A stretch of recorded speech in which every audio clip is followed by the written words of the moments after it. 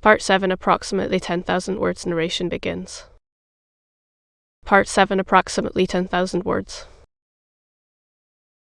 I not the less maintain, said the Cardinal, that the Duke of Buckingham came to Paris for a project wholly political. And I am sure that he came for quite another purpose, Monsieur Cardinal, but if the Queen be guilty, let her tremble. Indeed, said the Cardinal, whatever repugnance I may have to direct in my mind to such a treason, Her Majesty compels me to think of it. Madame de Lanna, whom, according to your Majesty's command, I have frequently interrogated, told me this morning that the night before last Her Majesty sat up very late, that this morning she wept much, and that she was writing all day. That's it, cried the King, to him, no doubt, Cardinal, I must have the Queen's papers. But how to take them, sire? It seems to me that it is neither your Majesty nor myself who can charge himself with such a mission. How did they act with regard to the Marechal d'Ancre? Cried the King, in the highest state of choler. First her closets were thoroughly searched, and then she herself. The Marechal d'Ancre was no more than the Marechal d'Ancre, a Florentine adventurer, sire, and that was all, while the august spouse of your Majesty is Anne of Austria, Queen of France, that is to say, one of the greatest princesses in the world. She is not the less guilty, Monsieur Duke, the more she has forgotten the high position in which she was placed, the more degrading is her fall. Besides, I long ago determined to put an end to all these petty intrigues of policy and love. She is near her a certain Laporte, who, I believe, is the mainspring of all this, I confess, said the Cardinal. You think then, as I do, that she deceives me, said the King. I believe, and I repeat it to your Majesty, that the Queen conspires against the power of the King, but I have not said against his honour. And I tell you against both. I tell you the Queen does not love me. I tell you she loves another. I tell you she loves the infamous Buckingham. Why did you not have him arrested while in Paris? Arrest the Duke, arrest the Prime Minister of King Charles I. Think of it, sire, what a scandal, and if the suspicions of your Majesty, which I still continue to doubt, should prove to have any foundation, what a terrible disclosure, what a fearful scandal. But as he exposed himself like a vagabond or a thief, he should have been. Louis Roman 13 stopped, terrified at what he was about to say, while Richelieu, stretching out his neck, waited uselessly for the word which had died on the lips of the King. He should have been. Nothing, said the King, nothing, but all the time he was in Paris, you, of course, did not lose sight of him. No, sire. Where did he lodge? Rue de la Harpe, no, 75. Where is that? By the side of the Luxembourg. And you are certain that the Queen and he did not see each other? I believe the Queen to have too high a sense of her duty, sire. But they have corresponded. It is to him that the Queen has been writing all the day. Monsieur Duke, I must have those letters. Sire, notwithstanding it. Monsieur Duke, at whatever price it may be, I will have them. I would, however, beg your Majesty to observe. Do you, then, also join in betraying me, Monsieur Cardinal, by thus always opposing my will, or are you also in accord with Spain and England, with Madame de Chevreuse and the Queen? Sire, replied the Cardinal, sighing, I believe myself secure from such a suspicion. Monsieur Cardinal, you have heard me, I will have those letters. There is but one way. What is that? That would be to charge Monsieur de Séguier, the keeper of the seals, with this mission. The matter enters completely into the duties of the post. Let him be sent for instantly. He is most likely at my hotel. I requested him to call, and when I came to the Louvre I left orders, if he came, to desire him to wait. Let him be sent for instantly. Your Majesty's order shall be executed, but what? But the Queen will perhaps refuse to obey. My orders? Yes, if she is ignorant that these orders come from the King. Well, that she may have no doubt on that head, I will go and inform her myself. Your Majesty will not forget that I have done everything in my power to prevent a rupture. Yes, Duke, yes, I know you are very indulgent toward the Queen, too indulgent, perhaps. We shall have occasion, I warn you, at some future period to speak of that. whenever it shall please your majesty, but I shall be always happy and proud, sire, to sacrifice myself to the harmony which I desire to see reign between you and the Queen of France. Very well, Cardinal, very well, but meantime, send for Monsieur the Keeper of the Seals. I will go to the Queen. And Louis Vermin 13, opening the door of communication, passed into the corridor which led from his apartments to those of Anne of Austria. The Queen was in the midst of her women ennemis, the Guitot ennemie, de Sable ennemie, de Montbazon ennemie, de Guimenet. In a corner was the Spanish companion, Donna Estefania, who had followed her from Madrid. Ennemie. Guimenet was reading aloud, and everybody was listening to her with attention, with the exception of the Queen, who had, on the contrary, desired this reading in order that she might be able, while feigning to listen, to pursue the thread of her own thoughts. These thoughts, gilded as they were by a last reflection of love, were not the less sad. Anne of Austria, deprived of the confidence of her husband, pursued by the hatred of the Cardinal, who could not pardon her for having repulsed a more tender feeling, having before her eyes the example of the Queen Mother whom that hatred had tormented all her life, though Marie de Medicis, if the memoirs of the time are to be believed, had begun by according to the Cardinal that sentiment which Anne of Austria always refused him. Anne of Austria had seen her most devoted servants fall around her at her most intimate confidants, her dearest favourites. Like those unfortunate persons endowed with a fatal gift, she brought misfortune upon everything she touched. Her friendship was a fatal sign which called down persecution. Mimi de Chevreuse and Mimi de Burnet were exiled, and Laporte did not conceal from his mistress that he expected to be arrested every instant. It was at the moment when she was plunged in the deepest and darkest of these reflections that the door of the chamber opened, and the king entered. The reader hushed herself instantly. All the ladies rose, and there was a profound silence. As to the king, he made no demonstration of politeness, only stopping before the Queen. "Madam," said he, "you are about to receive a visit from the Chancellor, who will communicate certain matters to you with which I have charged him." The unfortunate Queen, who was constantly threatened with divorce, exile, and trial even, turned pale under her rouge, and could not refrain from saying, "But why this visit, sire? What can the Chancellor have to say to me that your Majesty could not say yourself?" The king turned upon his heel without reply, and almost at the same instant the captain of the guards, de Guiton, announced the visit of the Chancellor. When the Chancellor appeared, the king had already gone out by another door. The Chancellor entered, half smiling, half blushing. As we shall probably meet with him again in the course of our history, it may be well for our readers to be made at once acquainted with him. This Chancellor was a pleasant man. He was Des Roches-le-Massel, canon of Notre Dame, who had formerly been valet of a bishop, who introduced him to his eminence as a perfectly devout man. The Cardinal trusted him, and therein found his advantage. There are many stories related of him, and among them this. After a wild youth, he had retired into a convent at Expiate, at least for some time, the follies of adolescence. On entering this holy place, the poor penitent was unable to shut the door so close as to prevent the passions he fled from entering with him. He was incessantly attacked by them, and the superior, to whom he had confided this misfortune, wishing as much as in him lay to free him from them, had advised him, in order to conjure away the tempting demon, to have recourse to the bell rope, and ring with all his might. At the denunciating sun, the monks would be rendered aware that temptation was besieging a brother, and all the community would go to prayers. This advice appeared good to the future Chancellor. He conjured the evil spirit with abundance of prayers offered up by the monks. But the devil does not suffer himself to be easily dispossessed from a place in which he has fixed his garrison.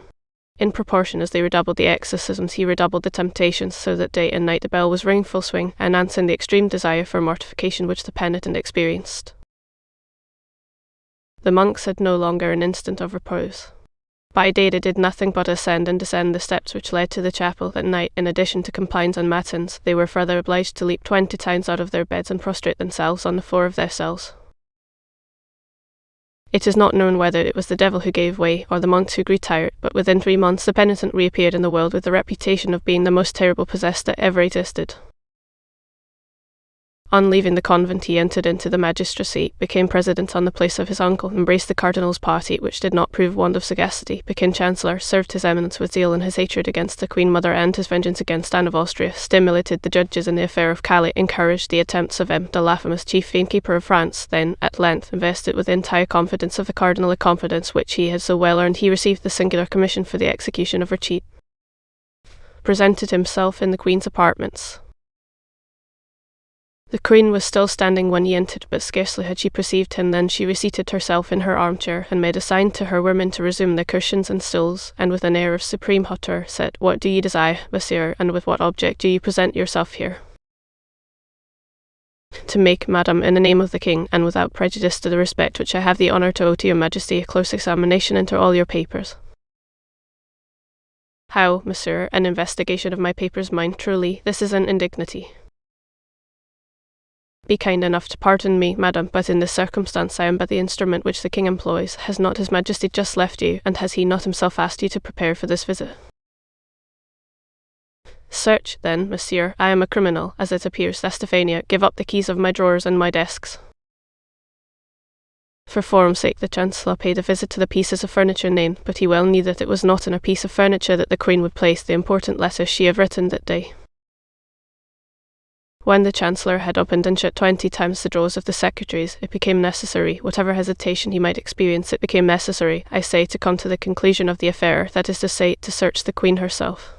The Chancellor advanced, therefore, toward Anne of Austria, and said with a very perplexed and embarrassed air, "And now it remains for me to make the principal examination." "What is that?" asked the Queen, who did not understand, or rather was not willing to understand. "His Majesty is certain that a letter has been written by you during the day. He knows that it has not yet been sent to its address. This letter is not in your table nor in your secretary, and yet this letter must be somewhere." "Would you dare to lift your hand to your Queen?" said Anne of Austria, drawing herself up to her full height, and fixing her eyes upon the Chancellor with an expression almost threatening. "I am a faithful subject of the king, madam, and all that his Majesty commands I shall do." "Well, it is true," said Anne of Austria, "and the spies of the Cardinal have served him faithfully. I have written a letter today. That letter is not yet gone. The letter is here." And the Queen laid her beautiful hand on her bosom. "Then give me that letter, madam," said the Chancellor. "I will give it to none but the king, monsieur," said Anne. "If the king had desired that the letter should be given to him, madam, he would have demanded it of you himself, but I repeat to you, I am charged with reclaiming it, and if you do not give it up—" "Well?" "He has, then, charged me to take it from you." "How? What do you say?" "That my orders go far, madam, and that I am authorized to seek for the suspected paper, even on the person of your Majesty." "What horror!" cried the Queen. "But be kind enough, then, madam, to act more compliantly." "The conduct is infamously violent. Do you know that, monsieur?" "The king commends it, madam, excuse me." "I will not suffer it. No, no, I would rather die," cried the Queen, in whom the imperious blood of Spain and Austria began to rise. The Chancellor made a profound reverence. Then, with the intention quite patent of not drawing back a foot from the accomplishment of the commission with which he was charged, and as the attendant of an executioner might have done in the chamber of torture, he approached Anne of Austria, from whose eyes at the same instant sprang tears of rage. The Queen was, as we have said, of great beauty. The commission might well be called delicate, and the king had reached, in his jealousy of Buckingham, the point of not being jealous of anyone else. Without doubt the Chancellor Ségara looked about at that moment for the rope of the famous bell, but not finding it he summoned his resolution, and stretched forth his hands toward the place where the Queen had acknowledged the paper was to be found. Anne of Austria took one step backward, became so pale that it might be said she was dying, and leaning with her left hand upon a table behind her to keep herself from falling, she with her right hand drew the paper from her bosom and held it out to the keeper of the seals. "There, monsieur, there is that letter," cried the Queen, with a broken and trembling voice. "Take it, and deliver me from your odious presence." The Chancellor, who, on his part, trembled with an emotion easily to be conceived, took the letter, bowed to the ground, and retired. The door was scarcely closed upon him when the Queen sank, half fainting, into the arms of her women. The Chancellor carried the letter to the King without having read a single word of it. The King took it with a trembling hand, looked for the address, which was wanting, became very pale, opened it slowly, then seeing by the first words that it was addressed to the King of Spain, he read it rapidly. It was nothing but a plan of attack against the Cardinal. The Queen pressed her brother and the Emperor of Austria to appear to be wounded, as they really were, by the policy of Richelieu, the eternal object of which was the abasement of the House of Austria, to declare war against France, and as a condition of peace to insist upon the dismissal of the Cardinal, but as to love, there was not a single word about it in all the letter. The king, quite delighted, inquired if the cardinal was still at the Louvre. He was told that his eminence awaited the orders of his majesty in the business cabinet. The king went straight to him. "There, Duke," said he, "you were right and I was wrong. The whole intrigue is political, and there is not the least question of love in this letter, but, on the other hand, there is abundant question of you." The cardinal took the letter and read it with the greatest attention. Then, when he had arrived at the end of it, he read it a second time. "Well, your majesty," said he, "you see how far my enemies go. They menace you with 2 wars if you do not dismiss me. In your place, in truth, sire, I should yield to such powerful instance, and on my part it would be a real happiness to withdraw from public affairs. What say you, Duke?" "I say, sire, that my health is sinking under these excessive struggles and these never-ending labours. I say that according to all probability I shall not be able to undergo the fatigues of the Siege of La Rochelle, and that it would be far better that you should appoint there either Monsieur de Condé, Monsieur de Bassopierre, or some valiant gentleman whose business is war, and not me, who am a churchman, and who am constantly turned aside from my real vocation to look after matters for which I have no aptitude. You would be the happier for it at home, sire, and I do not doubt you would be the greater for it abroad." "Monsieur Duke," said the king, "I understand you. Be satisfied. All who are named in that letter shall be punished as they deserve, even the queen herself." "What do you say, sire? God forbid that the queen should suffer the least inconvenience or uneasiness on my account. She has always believed me, sire, to be her enemy, although your majesty can bear witness that I have always taken her part warmly, even against you. Oh, if she betrayed your majesty on the side of your honour, it would be quite another thing, and I should be the first to say, no grace, sire, no grace for the guilty. Happily, there is nothing of the kind, and your majesty has just acquired a new proof of it." "That is true, Monsieur Cardinal," said the king, "and you were right, as you always are, but the queen, not the less, deserves all my anger. It is you, sire, who have now incurred her, and even if she were to be seriously offended, I could well understand it. Your majesty has treated her with a severity. It is thus I will always treat my enemies and yours, Duke, however high they may be placed, and whatever peril I may incur in acting severely toward them. The queen is my enemy, but is not yours, sire. On the contrary, she is a devoted, submissive, and irreproachable wife. Allow me, then, sire, to intercede for her with your majesty. Let her humble herself, then, and come to me first." "On the contrary, sire, set the example. You have committed the first wrong, since it was you who suspected the queen." "What, I make the first advances," said the king. "In Athos." "Sire, I entreat you to do so." "Besides, in what manner can I make advances first?" "By doing a thing which you know will be agreeable to her." "What is that?" "Give a ball. You know how much the queen loves dancing. I will answer for it her resentment will not hold out against such an attention." "Monsieur Cardinal, you know that I do not like worldly pleasures." "The queen will only be the more grateful to you, as she knows your antipathy for the amusement. Besides, it will be an opportunity for her to wear those beautiful diamonds which you gave her recently on her birthday, and with which she has since had no occasion to adorn herself." "We shall see, Monsieur Cardinal, we shall see," said the king, who, in his joy at finding the queen guilty of a crime which he cared little about, and innocent of a fault of which he had great dread, was ready to make up all differences with her. "We shall see, but upon my honour, you are too indulgent toward her." "Sire," said the cardinal, "leave severity to your ministers. Clemency is a royal virtue. Employ it, and you will find that you derive advantage therein."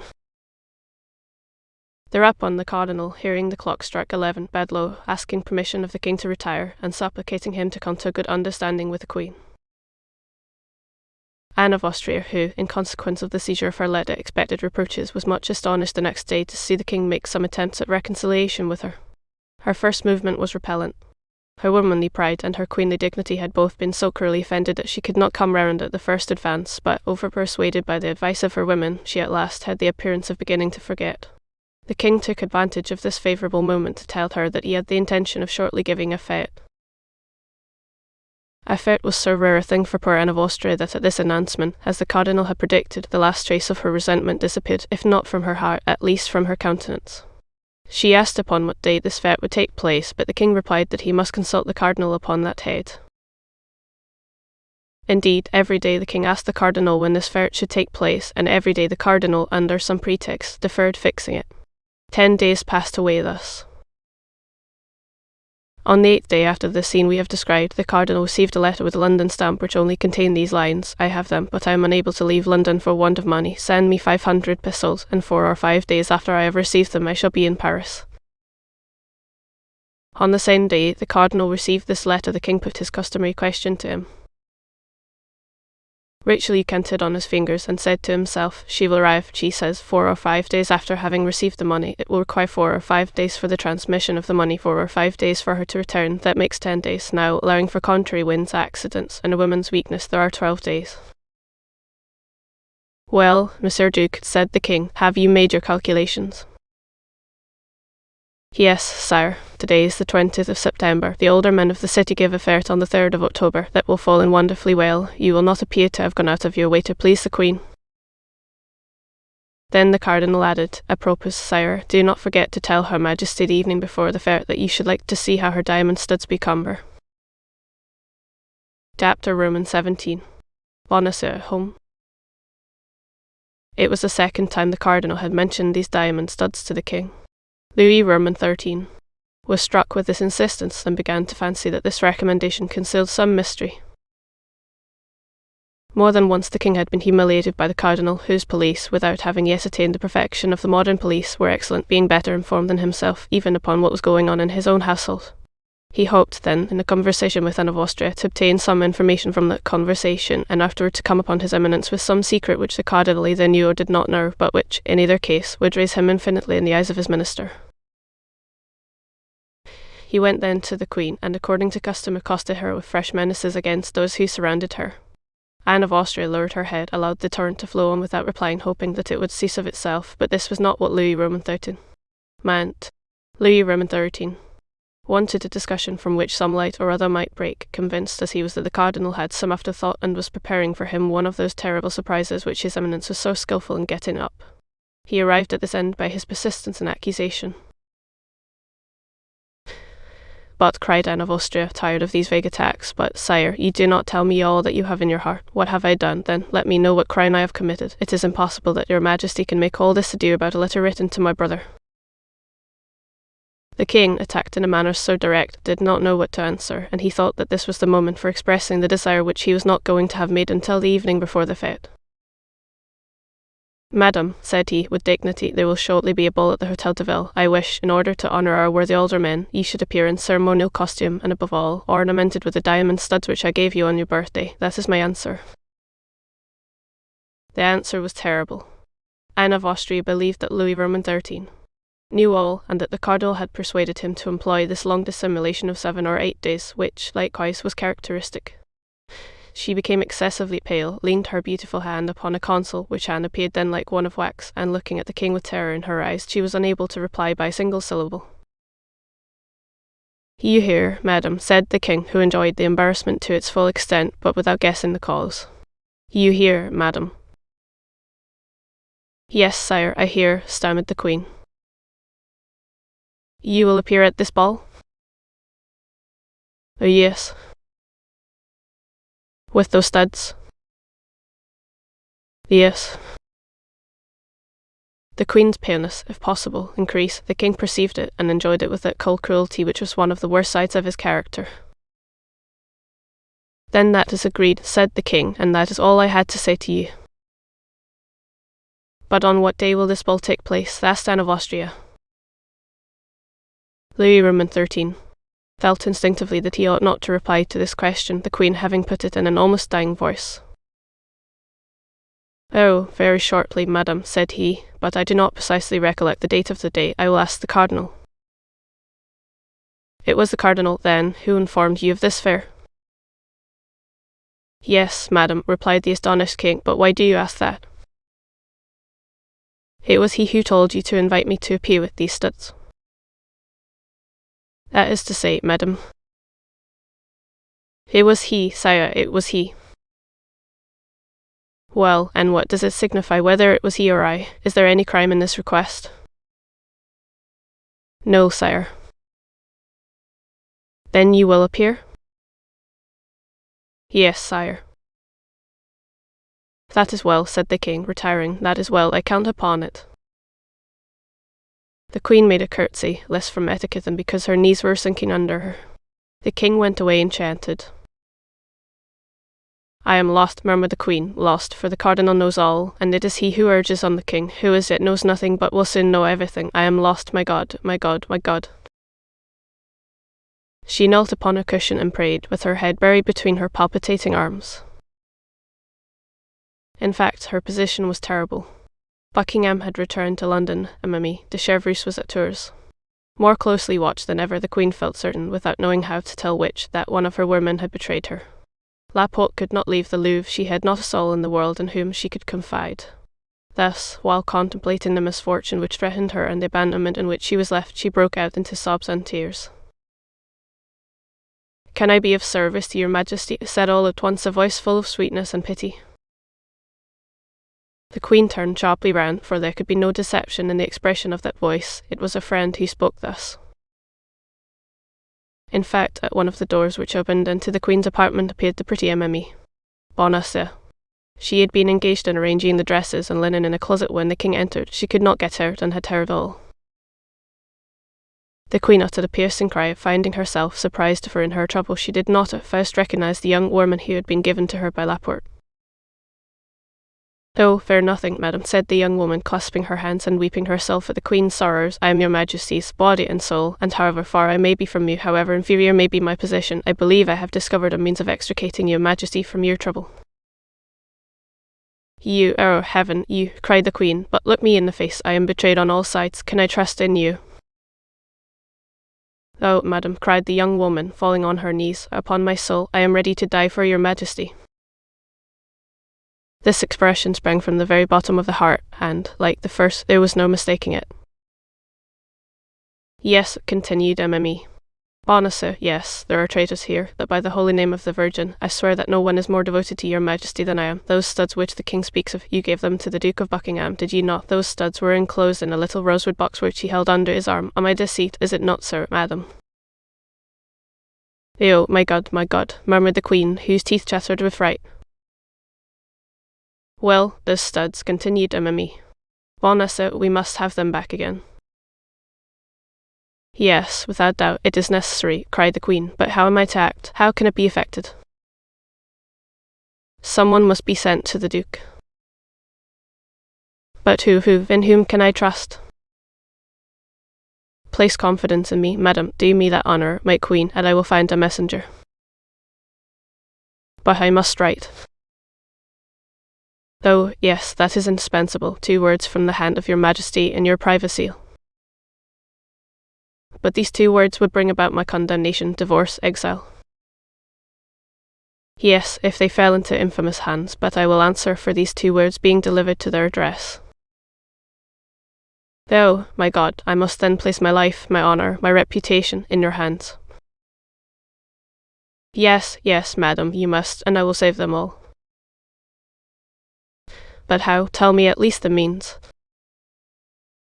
"My husband has been at liberty these 2 or 3 days. I have not yet had time to see him again. He is a worthy, honest man who entertains neither love nor hatred for anybody. He will do anything I wish. He will set out upon receiving an order from me without knowing what he carries, and he will carry your Majesty's letter without even knowing it is from your Majesty to the address which is on it." The queen took the 2 hands of the young woman with a burst of emotion, gazed at her as if to read her very heart, and, seeing nothing but sincerity in her beautiful eyes, embraced her tenderly.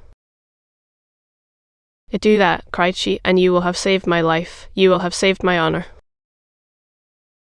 "Do not exaggerate the service I have the happiness to render your Majesty. I have nothing to say for your Majesty. You are only the victim of perfidious plots."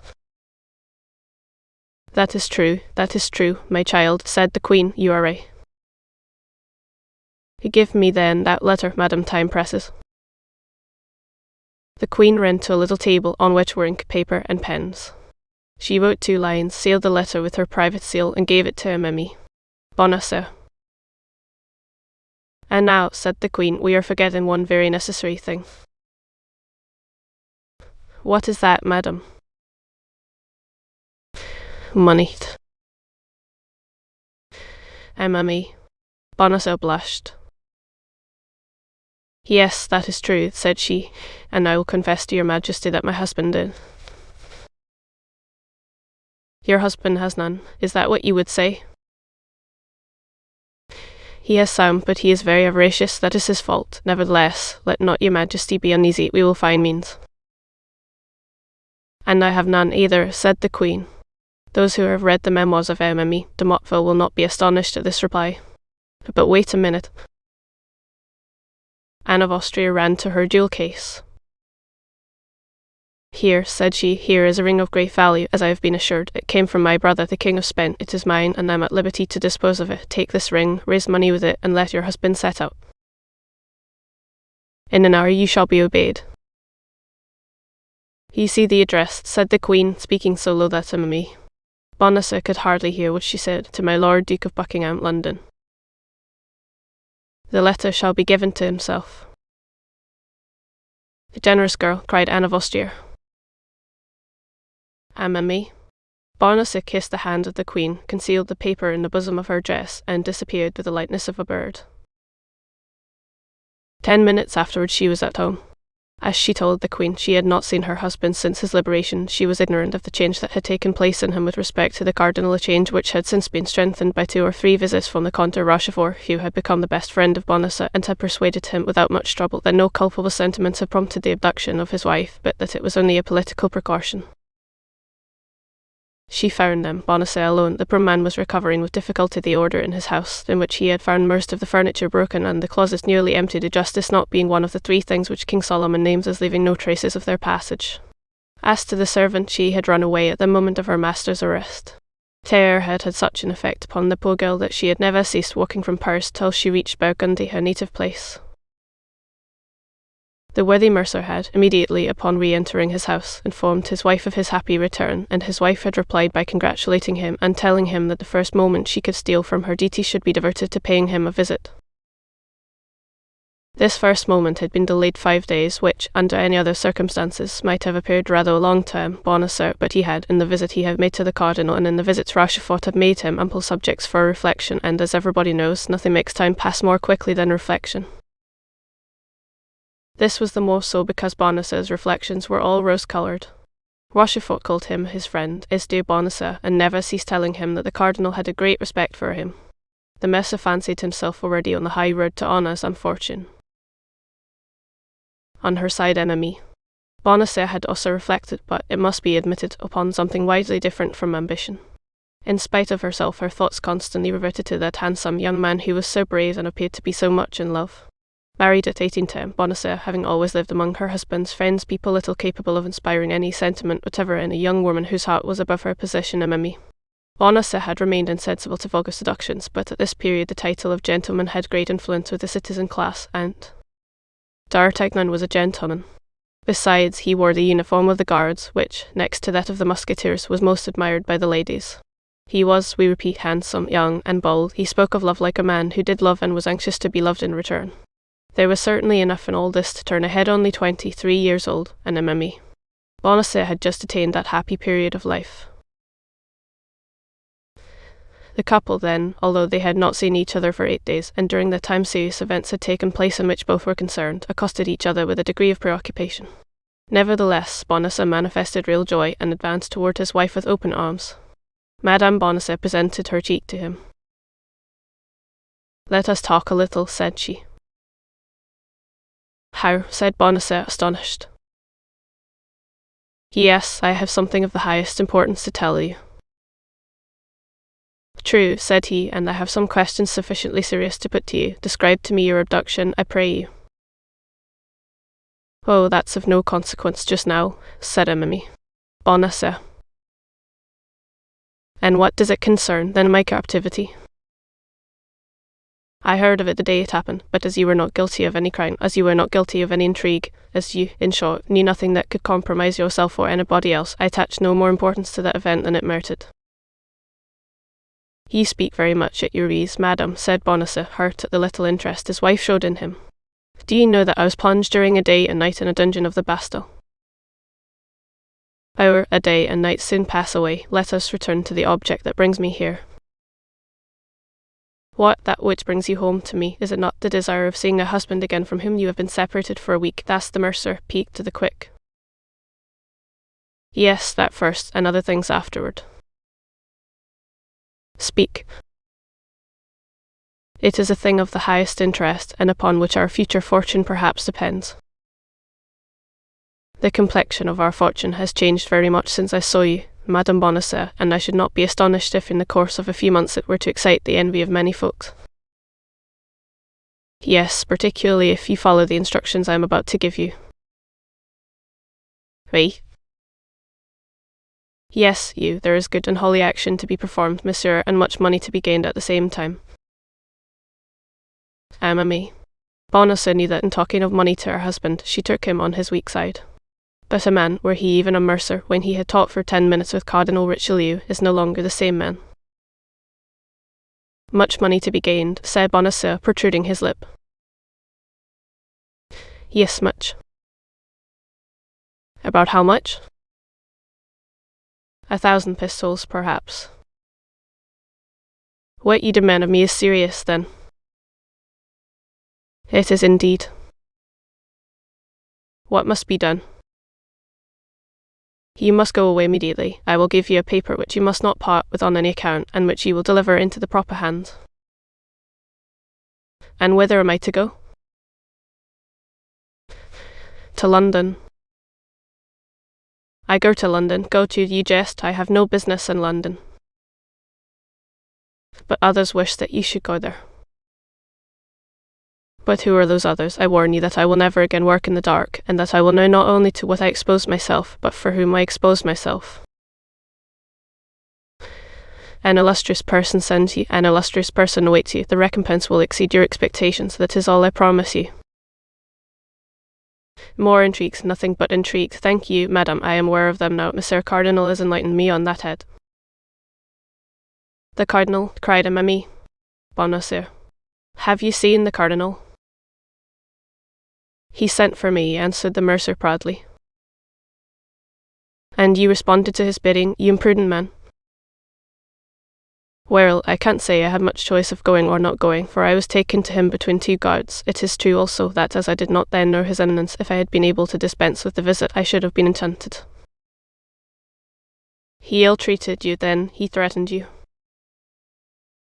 He gave me his hand, and called me his friend. His friend, do you hear that, madam? I am the friend of the great Cardinal. Of the great Cardinal. Perhaps you would contest his right to that title, madam. I would contest nothing, but I tell you that the favour of a minister is ephemeral, and that a man must be mad to attach himself to a minister. There are powers above his which do not depend upon a man or the issue of an event. It is to these powers we should rally. I am sorry for it, madam, but I acknowledge no other power but that of the great man whom I have the honour to serve. You serve the Cardinal? Yes, madam, and as his servant, I will not allow you to be concerned in plots against the safety of the state, or to serve the intrigues of a woman who is not French and who has a Spanish heart. Fortunately, we have the great Cardinal, is vigilant, he watches over and penetrates to the bottom of the heart. Bonacieux was repeating, word for word, a sentence which he had heard from the Comte de Rochefort, but the poor wife, who had reckoned on her husband, and who, in that hope, had answered for him to the Queen, did not tremble the less, both at the danger into which she had nearly cast herself and at the helpless state to which she was reduced. Nevertheless, knowing the weakness of her husband, and more particularly his cupidity, she did not despair of bringing him round to her purpose. Ah, you are a cardinalist, then, monsieur, or are you, cried she, and you serve the party of those who maltreat your wife and insult your queen. Private interests are as nothing before the interests of all. I am for those who save the state, said Bonacieux emphatically. And what do you know about the state you talk of? Said Ami. Bonacieux, shrugging her shoulders. Be satisfied with being a plain, straightforward citizen, and turn to that side which offers the most advantages. Said Bonacieux, slapping a plump, round bag, which returned a sound of money. What do you think of this, Madam Preacher? Whence comes that money? You do not guess? From the Cardinal? From him, and from my friend the Comte de Rochefort. The Comte de Rochefort, why, it was he who carried me off. That may be, madam. And you received silver from that man? Have you not said that abduction was entirely political? Yes, but that abduction had for its object the betrayal of my mistress to draw from me by torture confessions that might compromise the honour and perhaps the life of my august mistress. Madam, replied Bonacieux, your august mistress is a perfidious Spaniard, and what the Cardinal does is well done. Monsieur, said the young woman, I know you to be cowardly, avaricious, and foolish, but I never till now believed you infamous. Madam, said Bonacieux, who had never seen his wife in a passion, and who recalled before this conjugal anger, Madam, what do you say? I say you are a miserable creature, continued Emily. Bonacieux, who saw she was regaining some little influence over her husband. You meddle with politics, do you, and still more, with cardinalist politics, why, you sell yourself, body and soul, to the demon, the devil, for money. No, to the cardinal. It's the same thing, cried the young woman. Who calls Richelieu calls Satan. Hold your tongue, madam, you may be overheard. Yes, you are right, I should be ashamed for anyone to know your baseness. But what do you require of me, then? Let us see. I have told you, you must depart instantly, monsieur. You must accomplish loyally the commission with which I deign to charge you, and on that condition I pardon everything, I forget everything, and what is more, and she held out her hand to him, I restore my love. Bonacieux was cowardly and avaricious, but he loved his wife. He was softened. A man of 50 cannot long bear malice with a wife of 23. Me. Bonacieux saw that he hesitated. Come, have you decided? Said she. But, my dear love, reflect a little upon what you require of me. London is far from Paris, very far, and perhaps the commission with which you charge me is not without dangers. What matters it, if you avoid them? Hold, Madame Bonacieux, said the mercer, hold, I positively refuse, intrigues terrify me, I have seen the Bastille, phew, that's a frightful place, that Bastille, only to think of it makes my flesh crawl, they threaten me with torture, do ye know what torture is, wooden points that they stick in between your legs till your bones stick out, no, positively I will not go, and, morbleu, why do you not go yourself, for in truth, I think I have hitherto been deceived in you, I really believe you are a man, and a violent one, too. And you are a woman, a miserable woman, stupid and brutal. You are afraid, are you? Well, if you do not go this very instant, I will have you arrested by the Queen's orders, and I will have you placed in the Bastille which you dread so much. Bonacieux fell into a profound reflection. He weighed the two angers in his brain, that of the Cardinal and that of the Queen. That of the Cardinal predominated enormously. Have me arrested on the part of the Queen, said he, and I will appeal to his eminence. At once, Emily. Bonacieux saw that she had gone too far, and she was terrified at having communicated so much. She for a moment contemplated with fright the stupid countenance impressed with the invincible resolution of a fool that is overcome by fear. Well, be it so, said she.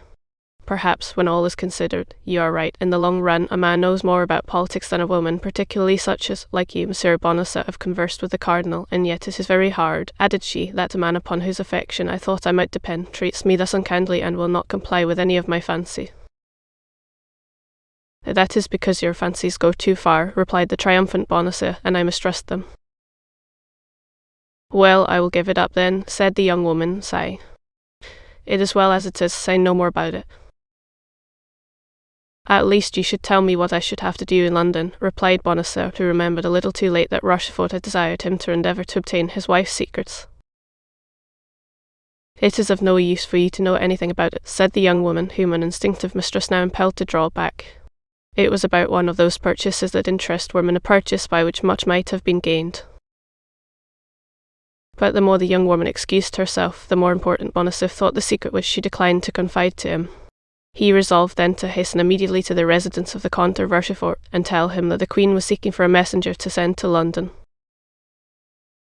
Pardon me for quitting you, my dear Madame Bonacieux, said he, but not knowing you would come to see me, I had made an engagement with a friend. I shall soon return, and if you will wait only a few minutes for me, as soon as I have concluded my business with that friend, as it is growing late, I will come back and reconduct you to the Louvre. Thank you, monsieur, you are not brave enough to be of any use to me whatever, replied Emily. Bonacieux, I shall return very safely to the Louvre all alone. As you please, Madame Bonacieux, said the ex-mercer. Shall I see you again soon? Next week I hope my duties will afford me a little liberty, and I will take advantage of it to come and put things in order here, as they must necessarily be much arranged. Very well, I shall expect you. You are not angry with me. Not the least in the world. Till then? Till then. Bonacieux kissed his wife's hand and set off at a quick pace. Well, said Emma.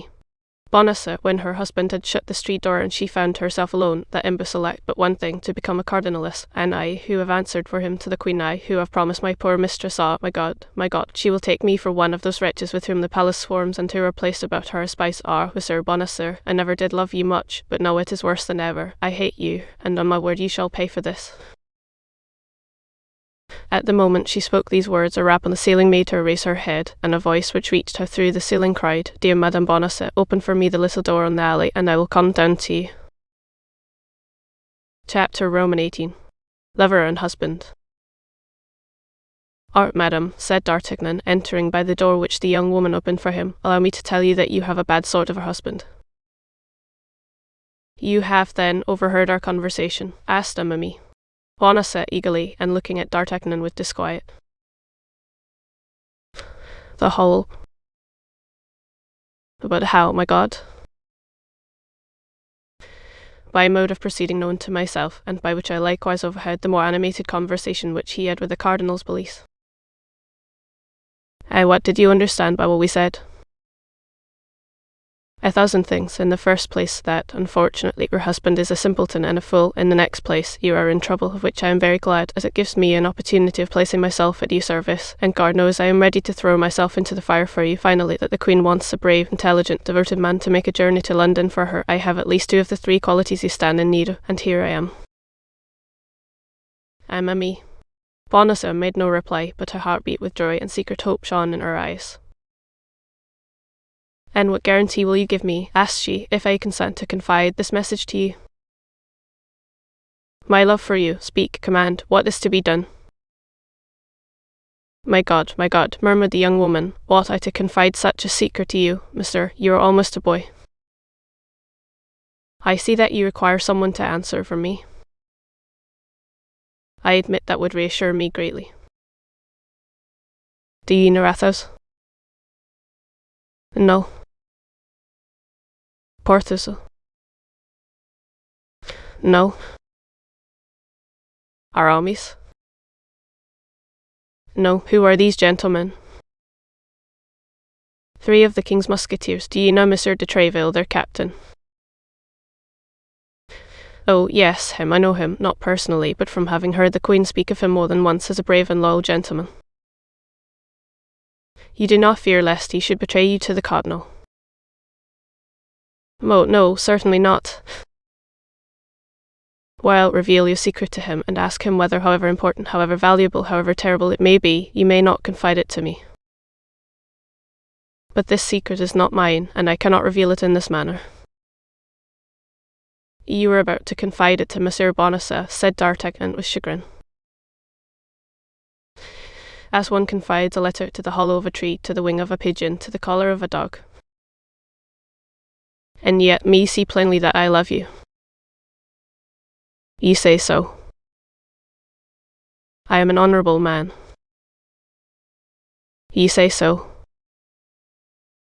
I am a gallant fellow. I believe it. I am brave. Oh, I am sure of that. Then put me to the proof. Emma. Bonacieux looked at the young man, restrained for a minute by a last hesitation, but there was such an ardour in his eyes, such persuasion in his voice, that she felt herself constrained to confide in him. Besides, she found herself in circumstances where everything must be risked for the sake of everything.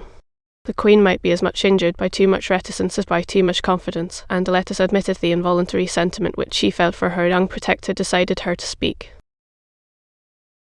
Listen, said she, I yield to your protestations, I yield to your assurances, but I swear to you, before God who hears us, that if you betray me, and my enemies pardon me, I will kill myself while accusing you of my death. And I swear to you before God, madam, said D'Artagnan, that if I am taken while accomplishing the orders you give me, I will die sooner than do anything that may compromise anyone.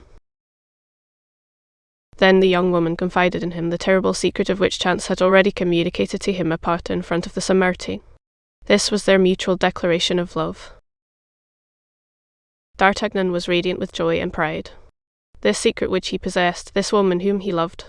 Confidence and love made him a giant. "I go," said he, "I go at once." "How you will go," said Aramis. "Bonacieux in your regiment, your captain." "By my soul, you had made me forget all that, dear Constance. Yes, you are right, a furlough is needful." "Still another obstacle," murmured Aramis. Bonacieux sorrowfully. "As to that," cried D'Artagnan, after a moment of reflection, "I shall surmount it, be assured." "How so?" "I will go this very evening to Tréville, whom I will request to ask this favour for me of his brother-in-law, Monsieur de Cessart. But another thing."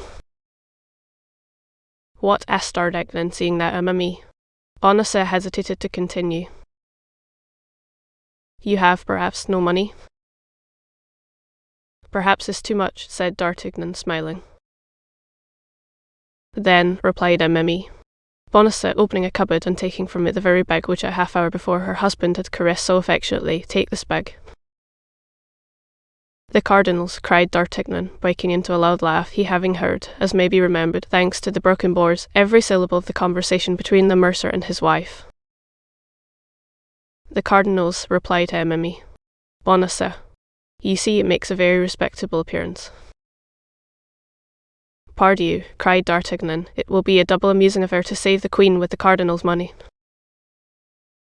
"You are an amiable and charming young man," said Aramis.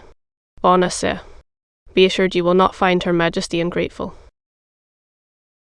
"I am already grandly recompensed," cried D'Artagnan. "I love you. You permit me to tell you that I do. That is already more happiness than I dared to hope." "Silence," said Aramis.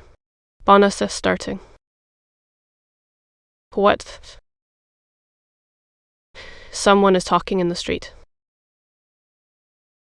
"It is the voice of my husband. Yes, I recognize it." D'Artagnan ran to the door and pushed the bolt. "He shall not come in before I am gone," said he, "and when I am gone, you can open to him." "But I ought to be gone, too, and the disappearance of his money, how am I to justify it if I am here?" "You are right, we must go out." "Go out? How? He will see us if we go out." "Then you must come up into my room." "Oh," said Aramis. "Bonacieux, you speak that in a tone that frightens me." Aramis. Bonacieux pronounced these words with tears in her eyes. D'Artagnan saw those tears, and much disturbed, softened, he threw himself at her feet. "With me you will be as safe as in a temple. I give you my word of a gentleman." "Let us go," said she. "I place full confidence in you, my friend."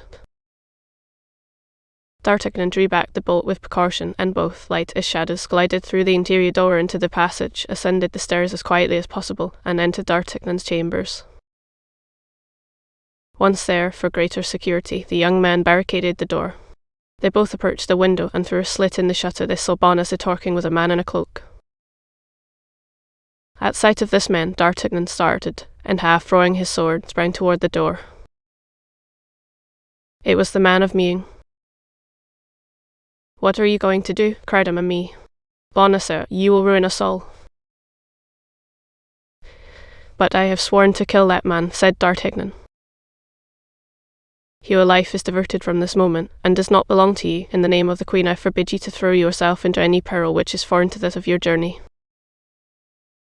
"And do you command nothing in your own name?" "In my name," said Aramis. "Bonacieux, with great immersion, in my name I beg you, but listen, they appear to be speaking of me." D'Artagnan drew near the window and lent his ear. Bonacieux had opened his door and seeing the apartment had returned to the man in the cloak whom he had left alone for an instant. "She is gone," said he. "She must have returned to the Louvre." "You are sure," replied the stranger, "that she did not suspect the intentions with which you went out?" "No," replied Bonacieux, with a self-sufficient air. "She is too superficial a woman." "Is the young guardsman at home?" I do not think he is. As you see, his shutter is closed, and you can see no light shine through the chinks of the shutters. All the same, it is well to be certain. How, sir? By knocking at his door. Go. I will ask his servant. Bonacieux re-entered the house, passed through the same door that had afforded a passage for the two fugitives, went up to D'Artagnan's door, and knocked. No one answered. Porthos, in order to make a greater display, had that evening borrowed Planchet. As to D'Artagnan, he took care not to give the least sign of existence. The moment the hand of Bonacieux sounded on the door, the two young people felt their hearts bound within them. End of part 7, approximately 10,000 words. End of chapter narration. Part 8, approximately 10,000 words narration begins. Part 8, approximately 10,000 words. There's nobody within, said Bonacieux. Never mind, let us return to your apartment. We shall be safer there than in the doorway. Oh, my God, whispered Emma. Bonacieux, we shall hear no more. On the contrary, said D'Artagnan, we shall hear better. D'Artagnan raised the 3 or 4 boards which made his chamber another ear of Dionysus, spread a carpet on the floor, went upon his knees, and made a sign to Aramis, Bonacieux to stoop as he did toward the opening. You are sure there is nobody there, said the stranger. I will answer for it, said Bonacieux. And you think that your wife has returned to the Louvre without speaking to anyone but yourself? I am sure of it. That is an important point. Do you understand? Then the news I brought you is of value. The greatest, my dear Bonacieux. I don't conceal this from you. Then the Cardinal will be pleased with me? I have no doubt of it. The great Cardinal. Are you sure in her conversation with you that your wife mentioned no names? I think not. She did not name Madame de Chevreuse, the Duke of Buckingham, or Madame de Vernet. No, she only told me she wished to send me to London to serve the interests of an illustrious personage. The traitor, murmured Emma. Bonacieux. Silence, said D'Artagnan, taking her hand, which, without thinking of it, she abandoned to him. Never mind, continued the man in the cloak. You were a fool not to have pretended to accept the mission. You would then be in present possession of the letter. The state, which is now threatened, would be safe, and you... And I? Well, the Cardinal would have given you letters of nobility. Did he tell you so? Yes, I know that he meant to afford you that agreeable surprise. Be satisfied, replied Bonacieux. My wife adores me, and there is yet time. The ninny, murmured Emma. Bonacieux. Silence, said D'Artagnan, pressing her hand more closely. How is there still time? Asked the man in the cloak. I go to the Louvre, I ask for Emma, Bonacieux. I say that I have reflected, I renew the affair, I obtain the letter, and I run directly to the Cardinal. Well, go quickly, I will return soon to learn the result of your trip. The stranger went out. Infamous, said Emma. Bonacieux, addressing this epithet to her husband. Silence, said D'Artagnan, pressing her hand still more warmly. A terrible howling interrupted these reflections of D'Artagnan and Emma. Bonacieux. It was her husband, who had discovered the disappearance of the money bag, and was crying thieves. Oh, my God, cried Emma. Bonacieux, he will rouse the whole quarter. Bonacieux called a long time, but as such cries, on account of their frequency, brought nobody in the Rue des Fosseurs, and as lately the Messer's house had a bad name, finding that nobody came, he went out continuing to call, his voice being heard fainter and fainter as he went in the direction of the Rue du Bac. And now he is gone. It is your turn to get out, said Emma. Bonacieux. Courage, my friend, but above all, prudence, and think what you owe to the Queen. To her and to you, cried D'Artagnan. Be satisfied, beautiful Constance, I shall become worthy of her gratitude, but shall I likewise return worthy of your love?" The young woman only replied by the beautiful glow which mounted to her cheeks. A few seconds afterward D'Artagnan also went out enveloped in a large cloak which ill concealed the sheath of a long sword. "Ami." Bonacieux followed him with her eyes. With that long, fond look with which he had turned the angle of the street, she fell on her knees, and clasping her hands, "Oh, my God," cried she, "protect the Queen, protect me." Chapter Roman 19. Plan of Campaign. D'Artagnan went straight to de Tréville's. He had reflected that in a few minutes the Cardinal would be warned by this cursed stranger, who appeared to be his agent, and he judged, with reason, he had not a moment to lose. The heart of the young man overflowed with joy. An opportunity presented itself to him in which there would be at the same time glory to be acquired and money to be gained, and as a far higher encouragement it brought him into close intimacy with the woman he adored. This chanced it, then, for him at once more than he would have dared to ask of Providence. De Tréville was in his saloon with his habitual court of gentlemen. D'Artagnan, who was known as a familiar of the house, went straight to his office, and sent word that he wished to see him on something of importance. D'Artagnan had been there scarcely 5 minutes when de Tréville entered. At the first glance, and by the joy which was painted on his countenance, the worthy captain plainly perceived that something new was on foot. All the way along D'Artagnan had been consulting with himself whether he should place confidence in de Tréville, or whether he should only ask him to give him carte blanche for some secret affair. But de Tréville had always been so thoroughly his friend, had always been so devoted to the king and queen, and hated the Cardinal so cordially, that the young man resolved to tell him everything. "Did you ask for me, my good friend?" said de Tréville.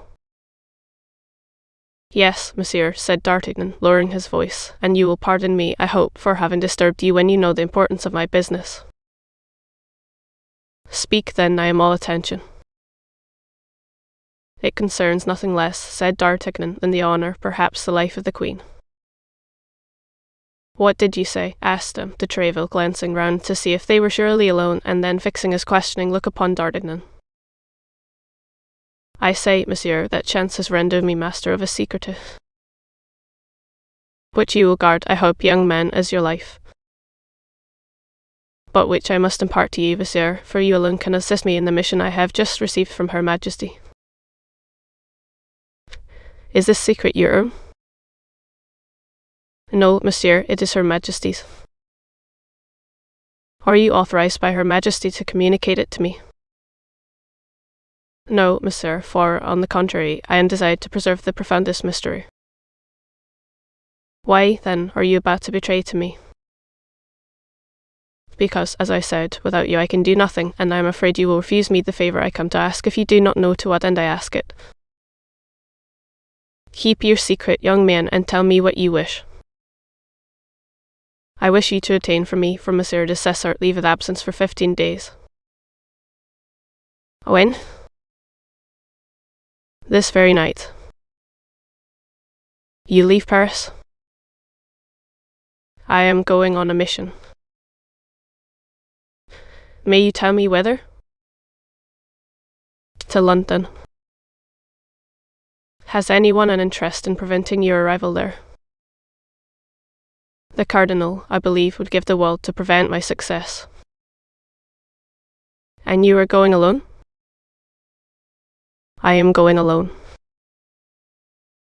"In that case you will not get beyond Bondy, I tell you so, by the faith of de Tréville." "How so?" "You will be assassinated." "And I shall die in the performance of my duty." "But your mission will not be accomplished." "That is true," replied D'Artagnan. "Believe me," continued Tréville, "in enterprises of this kind, in order that one may arrive, 4 must set out." "Ah, you are right, monsieur," said D'Artagnan, "but you know Athos, Porthos, and Aramis, and you know if I can dispose of them, without confiding to them the secret which I am not willing to know. We are sworn, once for all, to implicit confidence and devotedness against all proof. Besides, you can tell them that you have full confidence in me, and they will not be more incredulous than you." I consent to each of them leave of absence for 15 days, that is all to Athos, whose wound still makes him suffer, to go to the waters of Forges, to Porthos and Aramis to accompany their friend, whom they are not willing to abandon in such a painful condition. Sending their leave of absence will be proof enough that I authorise their journey. Thanks, monsieur, you are 100 times too good. Begone, then, find them instantly, and let all be done tonight. But first write your request to Dessessart. Perhaps you had a spy at your heels, and your visit, if it should ever be known to the Cardinal, will thus seem legitimate. D'Artagnan drew up his request, and de Tréville, on receiving it, assured him that by 2 o'clock in the morning the 4 leaves of absence should be at the respective domiciles of the travellers. Have the goodness to send mine to Athos's residence. I should dread some disagreeable encounter if I were to go home. Be easy, adieu, and a prosperous voyage. Apropos, said de Tréville, calling him back. D'Artagnan returned. Have you any money? D'Artagnan tapped the bag he had in his pocket. Enough, asked de Tréville. 300 pistoles. Oh, plenty. That will carry you to the end of the world. Begone then. D'Artagnan saluted de Tréville, who held out his hand to him. D'Artagnan pressed it with a respect mixed with gratitude. Since his first arrival at Paris, he had had constant occasion to honour this excellent man, whom he had always found worthy, loyal, and great. His first visit was to Aramis, at whose residence he had not been since the famous evening on which he had followed Emmeline on Auxerre. Still fair that he had seldom seen the young musketeer, but every time he had seen him he had remarked a deep sadness imprinted on his countenance.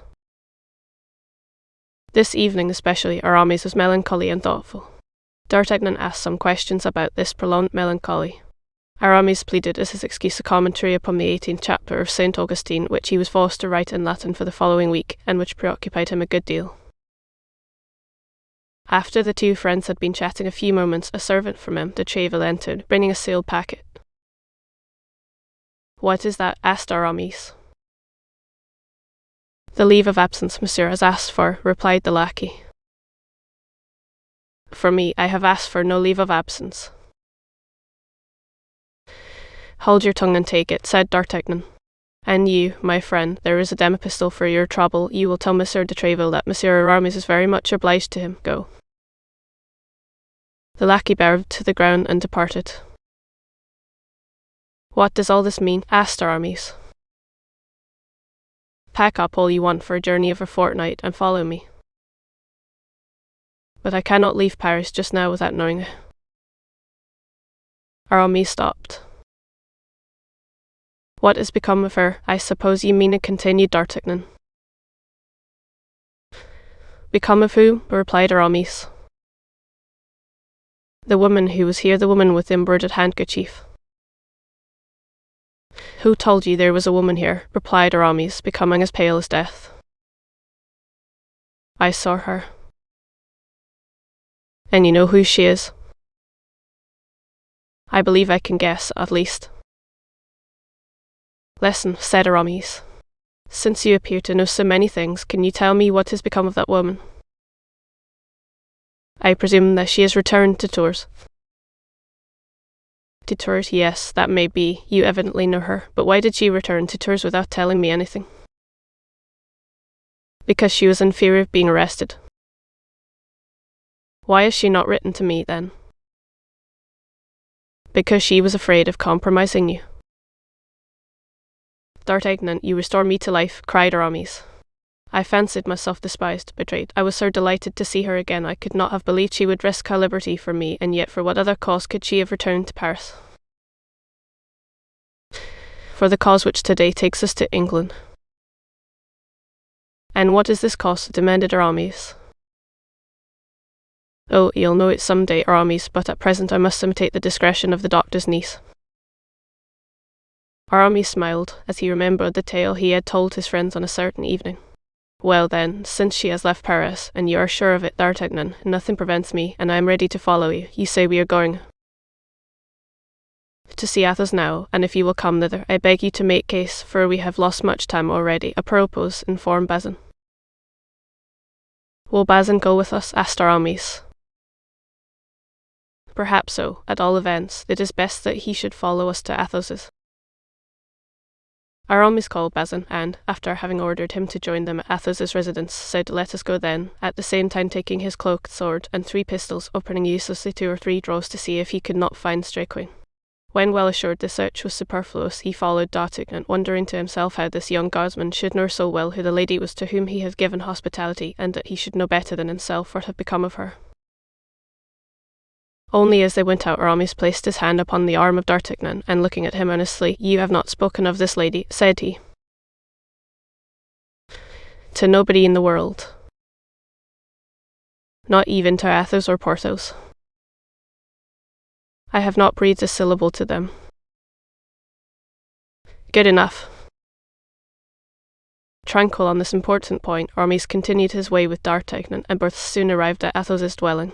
They found him holding his leave of absence in one hand and de Tréville's note in the other. "Can you explain to me what signify this leave of absence and this letter, which I have just received?" said the astonished Athos. "My dear Athos, I wish, as your health absolutely requires it, that you should rest for a fortnight. Go, then, and take the waters of Forges, or any that may be more agreeable to you, and recuperate yourself as quickly as possible. Yours affectionate, de Tréville." "Well, this leave of absence and that letter mean that you must follow me, Athos." "To the waters of Forges." "There or elsewhere?" "In the king's service?" "Either the king's or the queen's. Are we not their majesty's servants?" At that moment Porthos entered. "Pardieu," said he, "here is a strange thing. Since when, I wonder, in the Musketeers, did they grant men leave of absence without their asking for it?" "Since," said D'Artagnan, "they have friends who ask it for them." Ah, said Porthos, "it appears there's something fresh here." "Yes, we are going," said Aramis. "To what country?" demanded Porthos. "My faith, I don't know much about it," said Athos. "Ask D'Artagnan." "To London, gentlemen," said D'Artagnan. "To London," cried Porthos, "and what the devil are we going to do in London?" "That is what I am not at liberty to tell you, gentlemen. You must trust to me." "But in order to go to London," added Porthos, "money is needed, and I have none." "Nor I," said Aramis. "Nor I," said Athos. "I have," replied D'Artagnan, pulling out his treasure from his pocket and placing it on the table. "There are in this bag 300 pistols. Let each take 75. That is enough to take us to London and back. Besides, make yourselves easy. We shall not all arrive at London." "Why, sir?" "Because, in all probability, some one of us will be left on the road." "Is this, then, a campaign upon which we are now entering?" "One of a most dangerous kind, I give you notice." "Ah, but if we do risk being killed," said Porthos, "at least I should like to know what for." "You would be all the wiser," said Athos. "And yet," said Aramis, "I am somewhat of Porthos's opinion." "Is the king accustomed to give you such reasons? No, he says to you jauntily, 'Gentlemen, there is fighting going on in Gascony or in Flanders, go and fight,' and ye go there. Why, ye need give yourselves no more uneasiness about this." "The D'Artagnan is right," said Athos. "Here are 3 leaves of absence which came from Monsieur de Tréville, and here are 300 pistols which came from I don't know where, so let us go and get killed where we are told to go. Is life worth the trouble of so many questions? D'Artagnan, I am ready to follow you." "And I also," said Porthos. "And I also," said Aramis.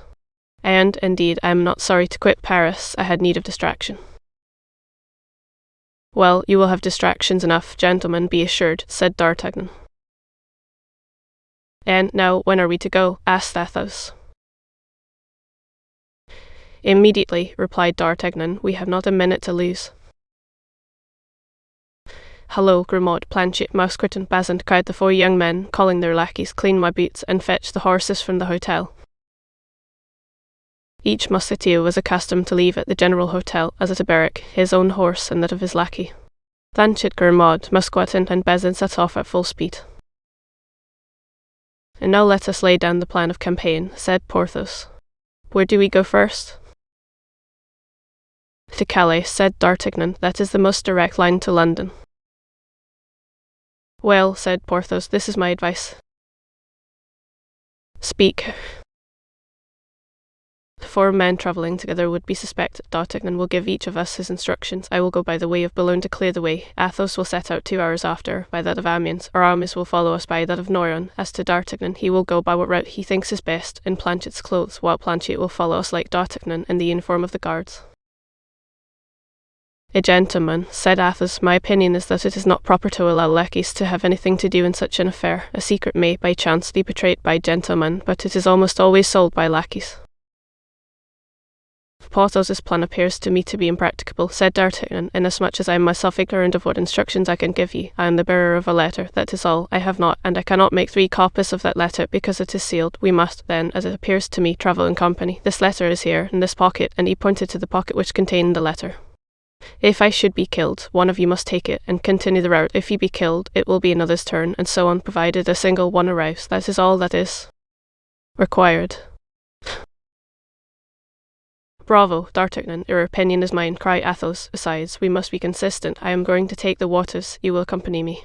Instead of taking the waters of Forges, I go and take sea waters. I am free to do so. If anyone wishes to stop us, I will show Monsieur de Treville's letter, and you will show your leaves of absence. If we are attacked, we will defend ourselves. If we are tried, we will stoutly maintain that we were only anxious to dip ourselves a certain number of times in the sea. They would have an easy bargain of 4 isolated men, whereas 4 men together make a troop. We will arm our 4 lackeys with pistols and musketoons. If they send an army out against us, we will give battle, and the survivor, as D'Artagnan says, will carry the letter.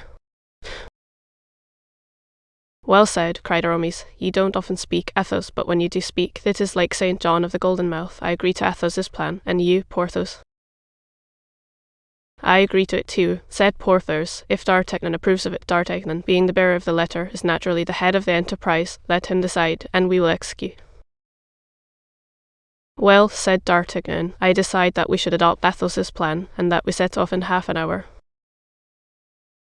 Agreed, shouted the 3 Musketeers in chorus.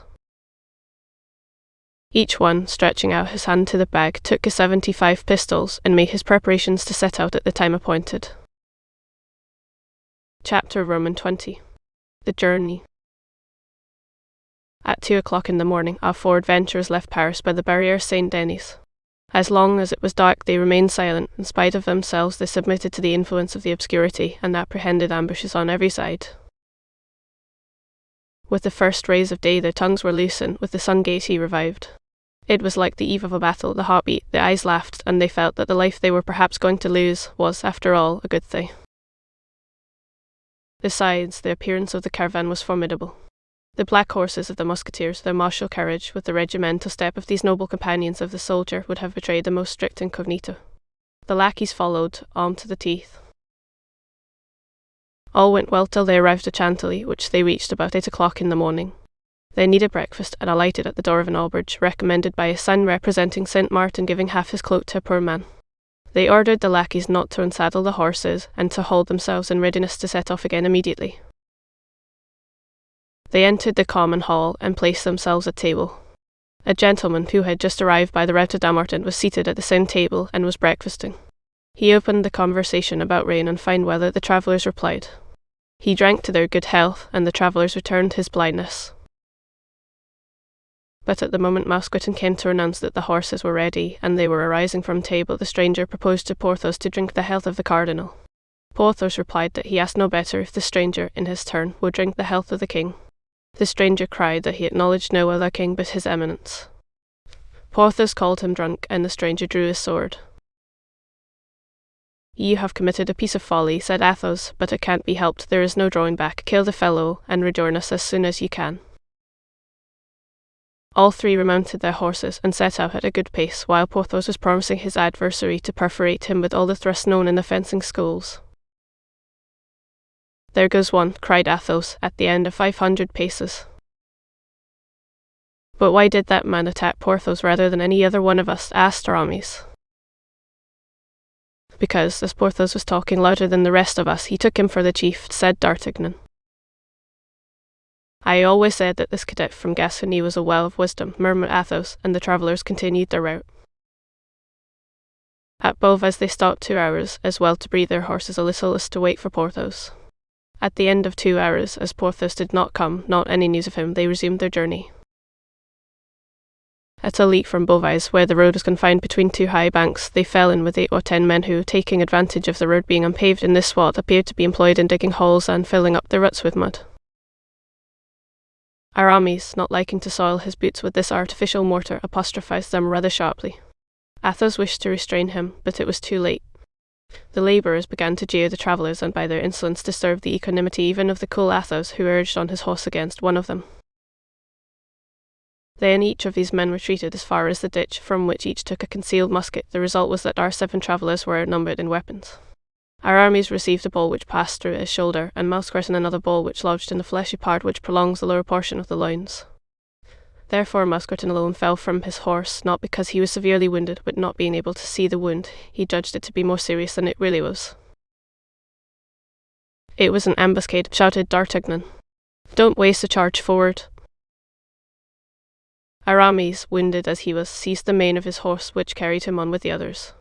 Mousqueton's horse rejoined them, and galloped by the side of his companions. "That will serve us for a relay," said Athos. "I would rather have had a hat," said D'Artagnan. "Mine was carried away by a ball. By my faith, it is very fortunate that the letter was not in it." "They'll kill poor Porthos when he comes up," said Aramis. "If Porthos were on his legs, he would have rejoined us by this time," said Athos. "My opinion is that on the ground the drunken man was not intoxicated." They continued at their best speed for 2 hours, although the horses were so fatigued that it was to be feared they would soon refuse service. The travellers had chosen crossroads in the hope that they might meet with less interruption, but at Crèvecoeur, Aramis declared he could proceed no farther. In fact, it required all the courage which he concealed beneath his elegant form and polished manners to bear him so far. He grew more pale every minute, and they were obliged to support him on his horse. They lifted him off at the door of a cabaret, left Bazin with him, who, besides, in a skirmish was more embarrassing than useful, and set forward again in the hope of sleeping at Amiens.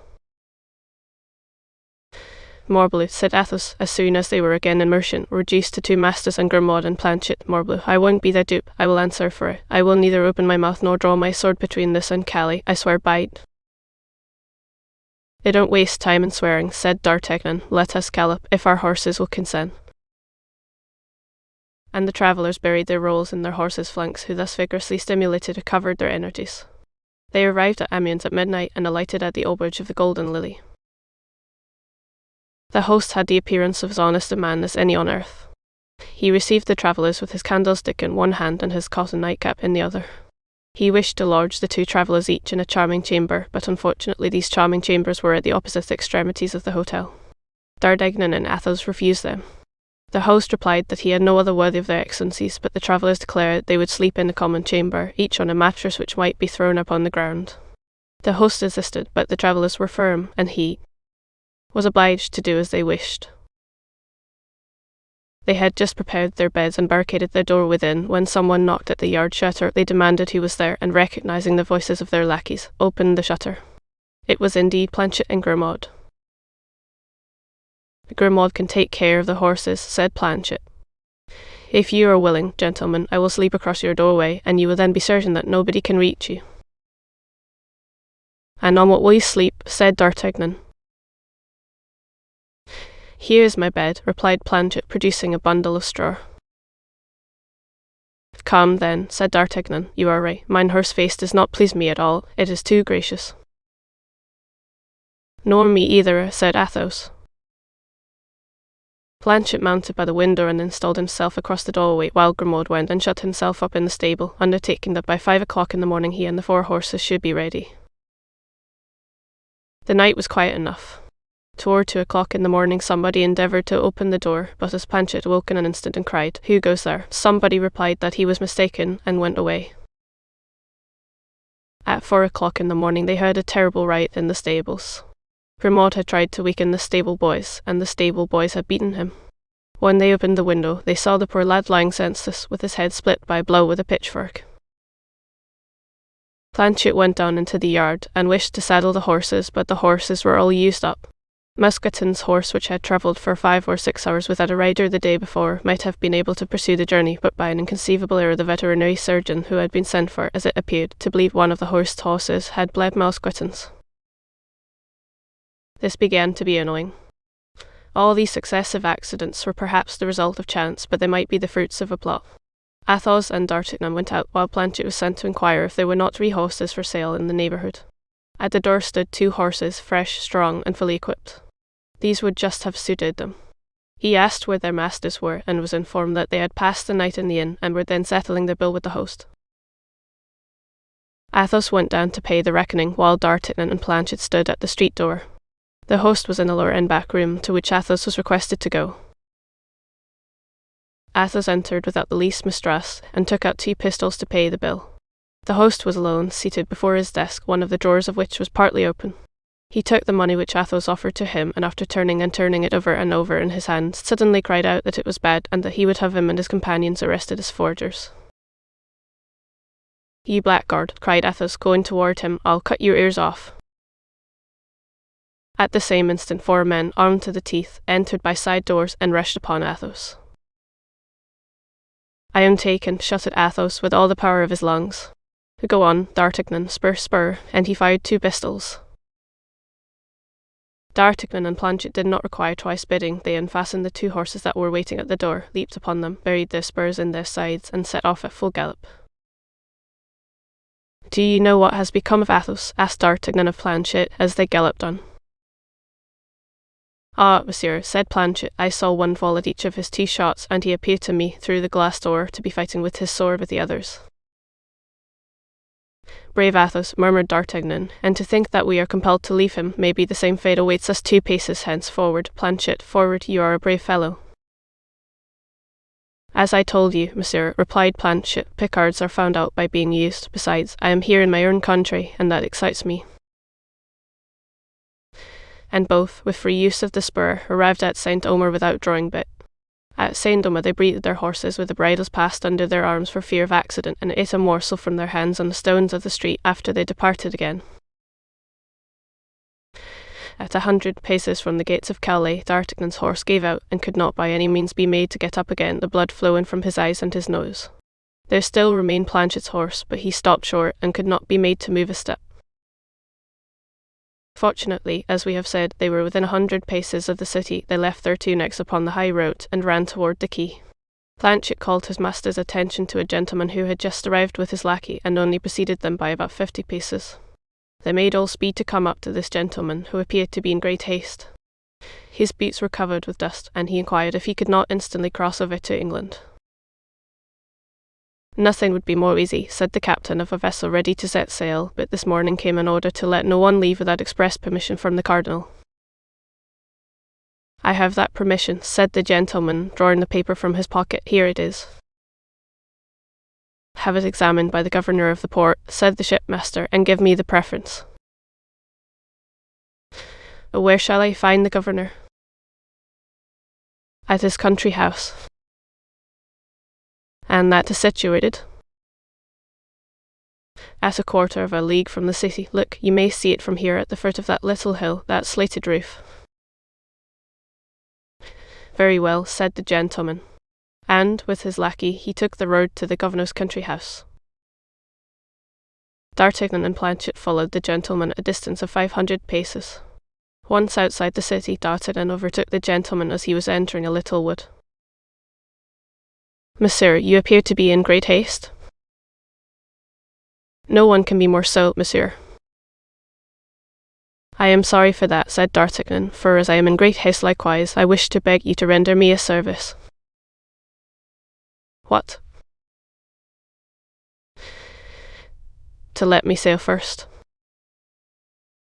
"That's impossible," said the gentleman. "I have travelled 60 leagues in 40 hours, and by tomorrow at midday I must be in London." "I have performed that same distance in 40 hours, and by 10 o'clock in the morning I must be in London." "Very sorry, monsieur, but I was here first, and will not sail second." "I am sorry too, monsieur, but I arrived second, and must sail first." "The king's service," said the gentleman. "My own service," said D'Artagnan. but this is a needless quarrel you seek with me, as it seems to me. Parbleu, what do you desire it to be? What do you want? Would you like to know? Certainly. Well, then, I wish that order of which you are a bearer, seeing that I have not one of my own and must have one. You jest, I presume. Why never jest? Let me pass. Ye shall not pass. My brave young man, I will blow out your brains, all out Lubin, my pistols. Planchet, called out D'Artagnan, take care of the lackey, I will manage the master. Planchet, emboldened by the first exploit, sprang upon Lubin, and being strong and vigorous, he soon got him on the broad of his back, and placed his knee upon his breast. Go on with your affair, monsieur, cried Planchet, I have finished mine. Seeing this, the gentleman drew his sword, and sprang upon D'Artagnan, but he had too strong an adversary. In 3 seconds D'Artagnan had winded him 3 times, exclaiming at each thrust, one for Athos, one for Porthos, and one for Aramis. At the third hit the gentleman fell like a log. D'Artagnan believed him to be dead, or at least insensible, and went toward him for the purpose of taking the order, but the moment he extended his hand to search for it, the wounded man, who had not dropped his sword, plunged the point into D'Artagnan's breast, crying, "One for you." "And one for me, the best for last," cried D'Artagnan, furious, nailing him to the earth with a 4th thrust through his body. This time the gentleman closed his eyes and fainted. D'Artagnan searched his pockets, and took from one of them the order for the passage. It was in the name of Comte de Wardes. Then, casting a glance on the handsome young man, who was scarcely 25 years of age, and whom he was leaving in his gore, deprived of sense and perhaps dead, he gave a sigh for that unaccountable destiny which leads men to destroy each other for the interests of people who are strangers to them, and who often do not even know that they exist. But he was soon aroused from these reflections by Lubin, who uttered loud cries and screamed for help with all his might. Planchet grasped him by the throat, and pressed as hard as he could. "Monsieur," said he, "as long as I hold him in this manner, he can't cry, I'll be bound, but as soon as I let go he will howl again. I know him for a Norman, and Normans are obstinate." In fact, tightly held as he was, Lubin endeavoured still to cry out. "Stay," said D'Artagnan, and taking out his handkerchief he gagged him. "Now," said Planchet, "let us bind him to a tree." This being properly done, they drew the Comte de Wardes close to his servant, and as night was approaching, and as the wounded man and the bound man were some little distance within the wood, it was evident they were likely to remain there till the next day. "And now," said D'Artagnan to the governors. "But you are wounded, it seems," said Planchet. "Oh, that's nothing. Let us attend to what is more pressing first, and then we will attend to my wound. Besides, it does not seem very dangerous." And they both set forward as fast as they could toward the country house of the worthy functionary. The Comte de Wardes was announced, and D'Artagnan was introduced. "You have an order signed by the Cardinal," said the governor. "Yes, monsieur," replied D'Artagnan, "here it is." Ah, it is quite regular and explicit," said the governor. "Most likely," said D'Artagnan, "I am one of his most faithful servants." "It appears that His Eminence is anxious to prevent someone from crossing to England." "Yes," asserted D'Artagnan, "a Béarnese gentleman who left Paris in company with 3 of his friends with the intention of going to London." "Do you know him personally?" asked the governor. "Whom?" "This D'Artagnan." "Perfectly well." "Describe him to me, then." "Nothing more easy." And D'Artagnan gave, feature for feature, a description of the Comte de Wardes. "Is he accompanied?" "Yes, by a lackey named Lubin." "We will keep a sharp lookout for them, and if we lay hands on them, His Eminence may be assured they will be reconducted to Paris under a good escort." "And by doing so, Monsieur the Governor," said D'Artagnan, "you will deserve well of the Cardinal." "Shall you see him on your return, Monsieur Count?" "Without a doubt."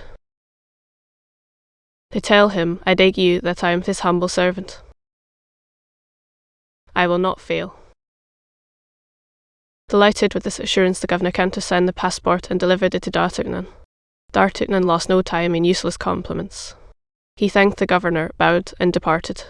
Once outside, he and Planchet set off as fast as they could, and by making a long detour avoided the wood and re-entered the city by another gate. The vessel was quite ready to sail, and the captain was waiting on the wharf. "Well," said he, on perceiving D'Artagnan. "Here's my pass countersign," said the latter. "And that other gentleman?" "He will not go today," said D'Artagnan, "but here, I'll pay you for us too." "In that case, let us go," said the shipmaster. "Let us go," repeated D'Artagnan. He leaped with Planchet into the bow, and 5 minutes after they were on board. It was time, for they had scarcely sailed half a league, when D'Artagnan saw a flash and heard a detonation. It was the cannon which announced the closing of the port. He had now leisure to look to his wound. Fortunately, as D'Artagnan had thought, it was not dangerous. The point of the sword had touched a rib and glanced along the bone. Still further, his shirt had stuck to the wound, and he had lost only a few drops of blood. D'Artagnan was worn out with fatigue. A mattress was laid upon the deck for him. He threw himself upon it and fell asleep. On the morrow, at break of day, they were still 3 or 4 leagues from the coast of England. The breeze had been so light all night they had made but little progress.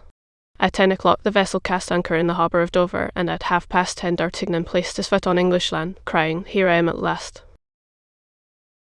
But that was not all. They must get to London. In England the purse was well served. D'Artagnan and Planchet took each a post horse, and a postillion rode before them. In a few hours they were in the capital. D'Artagnan did not know London, he did not know a word of English, but he wrote the name of Buckingham on a piece of paper, and everyone pointed out to him the way to the Duke's hotel. The Duke was at Windsor hunting with the King. D'Artagnan inquired for the confidential valet of the Duke, who, having accompanied him in all his voyages, spoke French perfectly well. He told him that he came from Paris on an affair of life and death, and that he must speak with his master instantly. The confidence with which D'Artagnan spoke convinced Patrick, which was the name of this minister of the minister. He ordered 2 horses to be saddled, and himself went as guide to the young guardsman. As for Planchet, he had been lifted from his horse as stiff as a rush. The poor lad's strength was almost exhausted. D'Artagnan seemed iron. On their arrival at the castle, they learned that Buckingham and the King were hawking in the marshes 2 or 3 leagues away. In 20 minutes they were on the spot named. Patrick soon caught the sound of his master's voice calling his falcon. "Whom must I announce to my Lord Duke?" asked Patrick. "The young man who one evening sought to quarrel with him on the Pont Neuf opposite the Samaritaine." A singular introduction. "You will find that it is as good as another." Patrick galloped off, reached the Duke, and announced to him in the terms directed that a messenger awaited him.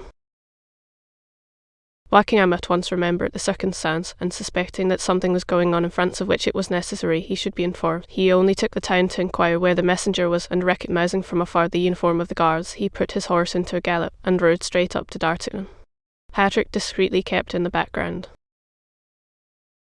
"No misfortune has happened to the Queen," cried Buckingham the instant he came up, throwing all his fear and love into the question. "I believe not. Nevertheless, I believe she runs some great peril from which your Grace alone can extricate her." "Aye," cried Buckingham. "What is it? I should be too happy to be of any service to her. Speak, speak." "Take this letter," said D'Artagnan. "This letter? From whom comes this letter?"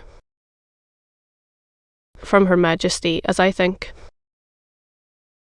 "From Her Majesty," said Buckingham, becoming so pale that D'Artagnan feared he would faint as he broke the seal. "What is this rent?" said he, showing D'Artagnan a place where it had been pierced through. "Ah," said D'Artagnan, "I did not see that. It was the sword of the Comte de Wardes which made that hole when he gave me a good thrust in the breast." "You are wounded?" asked Buckingham, as he opened the letter. Nothing but a scratch," said D'Artagnan. "Just heaven, what have I read?" cried the Duke. "Patrick, remain here, or rather join the King, wherever he may be, and tell His Majesty that I humbly beg him to excuse me, but an affair of the greatest importance recalls me to London. Come, monsieur, come," and both set off towards the capital at full gallop. Chapter Roman 21. the Countess de Winter. As they rode along, the Duke endeavoured to draw from D'Artagnan not all that had happened, but what D'Artagnan himself knew.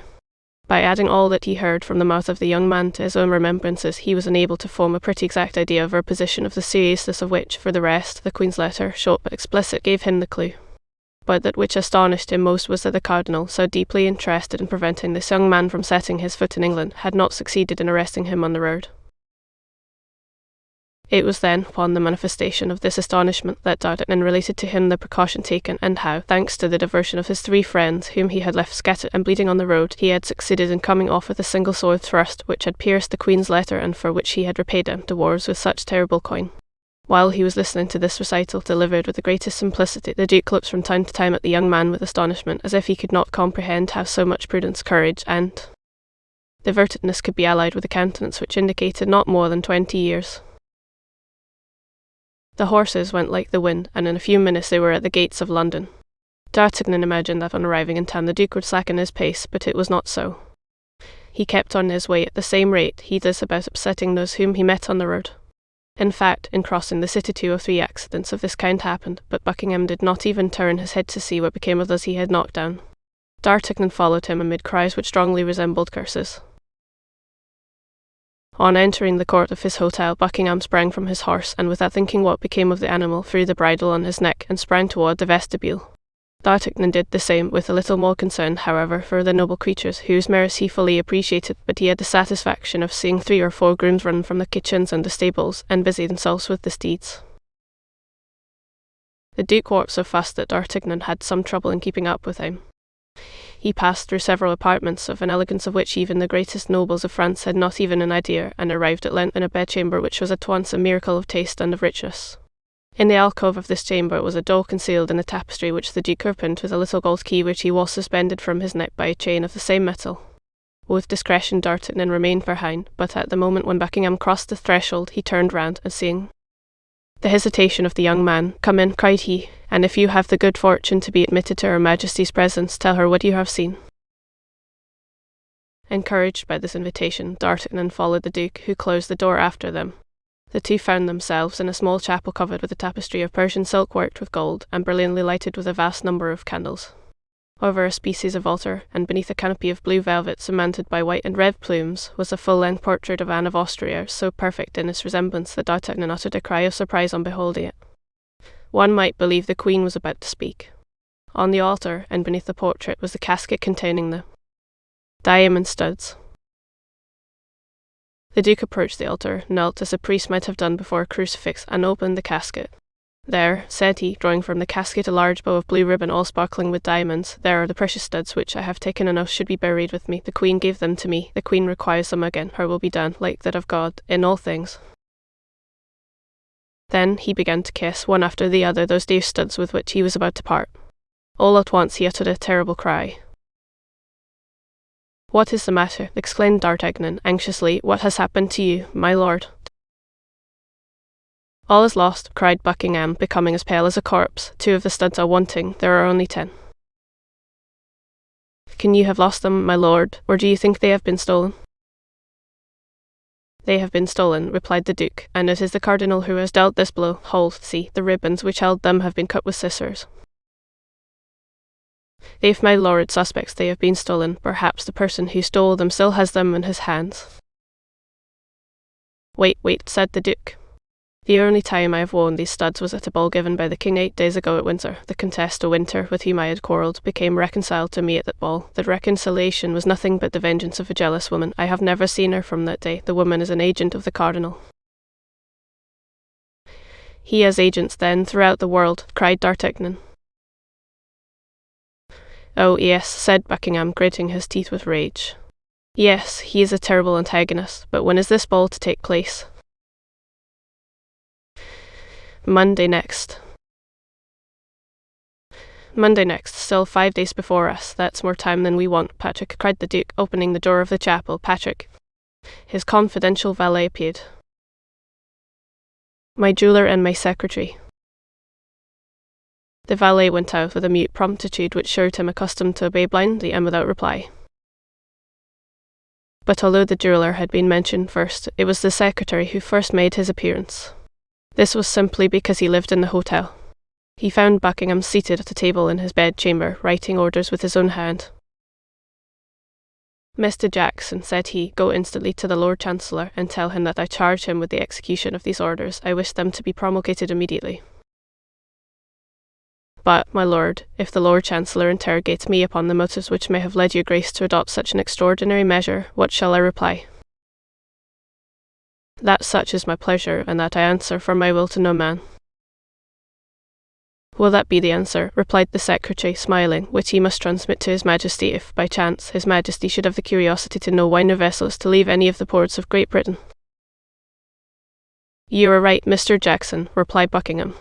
"He will say, in that case, to the king that I am determined on war, and that this measure is my first act of hostility against France." The secretary bowed and retired. "We are safe on that side," said Buckingham, turning toward D'Artagnan. "If the studs are not yet gone to Paris, they will not arrive till after you." "How so?" "I have just placed an embargo on all vessels at present in His Majesty's ports, and without particular permission, not one dare lift an anchor." D'Artagnan looked with stupefaction at a man who thus employed the unlimited power with which he was clothed by the confidence of a king in the prosecution of his intrigues. Buckingham saw by the expression of the young man's face what was passing in his mind, and he smiled. "Yes," said he, "yes, and if Austria is my true queen, upon a word from her, I would betray my country, I would betray my king, I would betray my God. She asked me not to send the Protestants of La Rochelle the assistance I promised them. I have not done so. I broke my word. It is true, but what signifies that? I obeyed my love, and have I not been richly paid for that obedience? It was to that obedience I owe her poverty." D'Artagnan was amazed to note by what fragile and unknown threads the destinies of nations and the lives of men are suspended. He was lost in these reflections when the goldsmith entered. He was an Irishman, one of the most skilful of his craft, and who himself confessed that he gained 100,000 livres a year by the Duke of Buckingham. "Mr. O'Reilly," said the Duke, leading him into the chapel, "look at these diamond studs, and tell me what they are worth apiece." The goldsmith cast a glance at the elegant manner in which they were set, calculated, one with another, what the diamonds were worth, and without hesitation said, 1,500 pistoles each, my lord." "How many days would it require to make 2 studs exactly like them? You see there are 2 wanting." 8 days, my lord." "I will give you 3,000 pistoles apiece if I can have them by the day after tomorrow." "My lord, they shall be yours." "You are a jewel of a man, Mr. O'Reilly, but that is not all. These studs cannot be trusted to anybody. It must be done in the palace." "Impossible, my lord. There is no one but myself can so execute them that one cannot tell the new from the old." "Therefore, my dear Mr. O'Reilly, you are my prisoner, and if you wish ever to leave my palace, you cannot, so make the best of it. Name to me such of your workmen as you need, and point out the tools they must bring." The goldsmith knew the Duke. He knew all objection would be useless, and instantly determined how to act. "May I be permitted to inform my wife?" said he. "Oh, you may even see her if you like. My dear Mr. O'Reilly, your captivity shall be mild, be assured, and as every inconvenience deserves its indemnification, it is, in addition to the price of the studs, an order for 1,000 pistoles, to make you forget the annoyance I cause you." D'Artagnan could not get over the surprise created in him by this minister, who thus open-handed sported with men and millions. As to the goldsmith, he wrote to his wife, sending her the order for the 1,000 pistoles, and charging her to send him, in exchange, his most skilful apprentice, an assortment of diamonds, of which he gave the names and the weight, and the necessary tools. Buckingham conducted the goldsmith to the chamber destined for him, and which, at the end of half an hour, was transformed into a workshop. Then he placed a sentinel at each door, with an order to admit nobody upon any pretence but his valet de chamber, Patrick. We need not add that the goldsmith, O'Reilly, and his assistant were prohibited from going out under any pretext. This point settled, the Duke turned to D'Artagnan. "Now, my young friend," said he, "England is all our own. What do you wish for? What do you desire?" "A bed, my lord," replied D'Artagnan. "At present, I confess, that is the thing I stand most in need of." Buckingham gave D'Artagnan a chamber adjoining his own. He wished to have the young man at hand, and not that he at all mistrusted him, but for the sake of having someone to whom he could constantly talk of the Queen.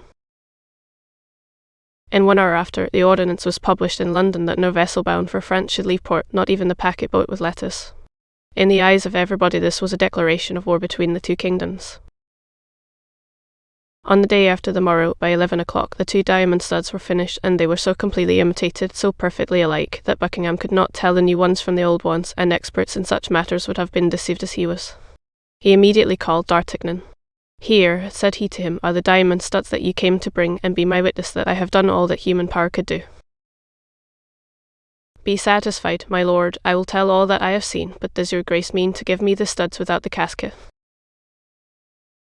"The casket would encumber you. Besides, a casket is the more precious from being all that is left to me. You will say that I keep it." "I will perform your commission word for word, my lord." "And now," resumed Buckingham, looking earnestly at the young man, "how shall I ever acquit myself of the debt I owe you?" D'Artagnan blushed up to the whites of his eyes. He saw that the Duke was searching for a means of making him accept something, and the idea that the blood of his friends and himself was about to be paid for with English gold was strangely repugnant to him. "Let us understand each other, my lord," replied D'Artagnan, "and let us make things clear beforehand in order that there may be no mistake. I am in the service of the King and Queen of France, and form part of the company of Monsieur de Cessart, who, as well as his brother-in-law, Monsieur de Treville, is particularly attached to their majesties. What I have done, then, has been for the Queen, and not at all for your grace. And still further, it is very probable I should not have done anything of this if it had not been to make myself agreeable to someone who is my lady, as the Queen is yours." "Yes," said the Duke, smiling, "and I even believe that I know that other person. It is a—" "My lord, I have not named her," interrupted the young man, warmly. "That is true," said the Duke, "and it is to this person I am bound to discharge my debt of gratitude." End of Part 8, approximately 10,000 words. End of chapter narration. Part 9, approximately 10,000 words narration begins.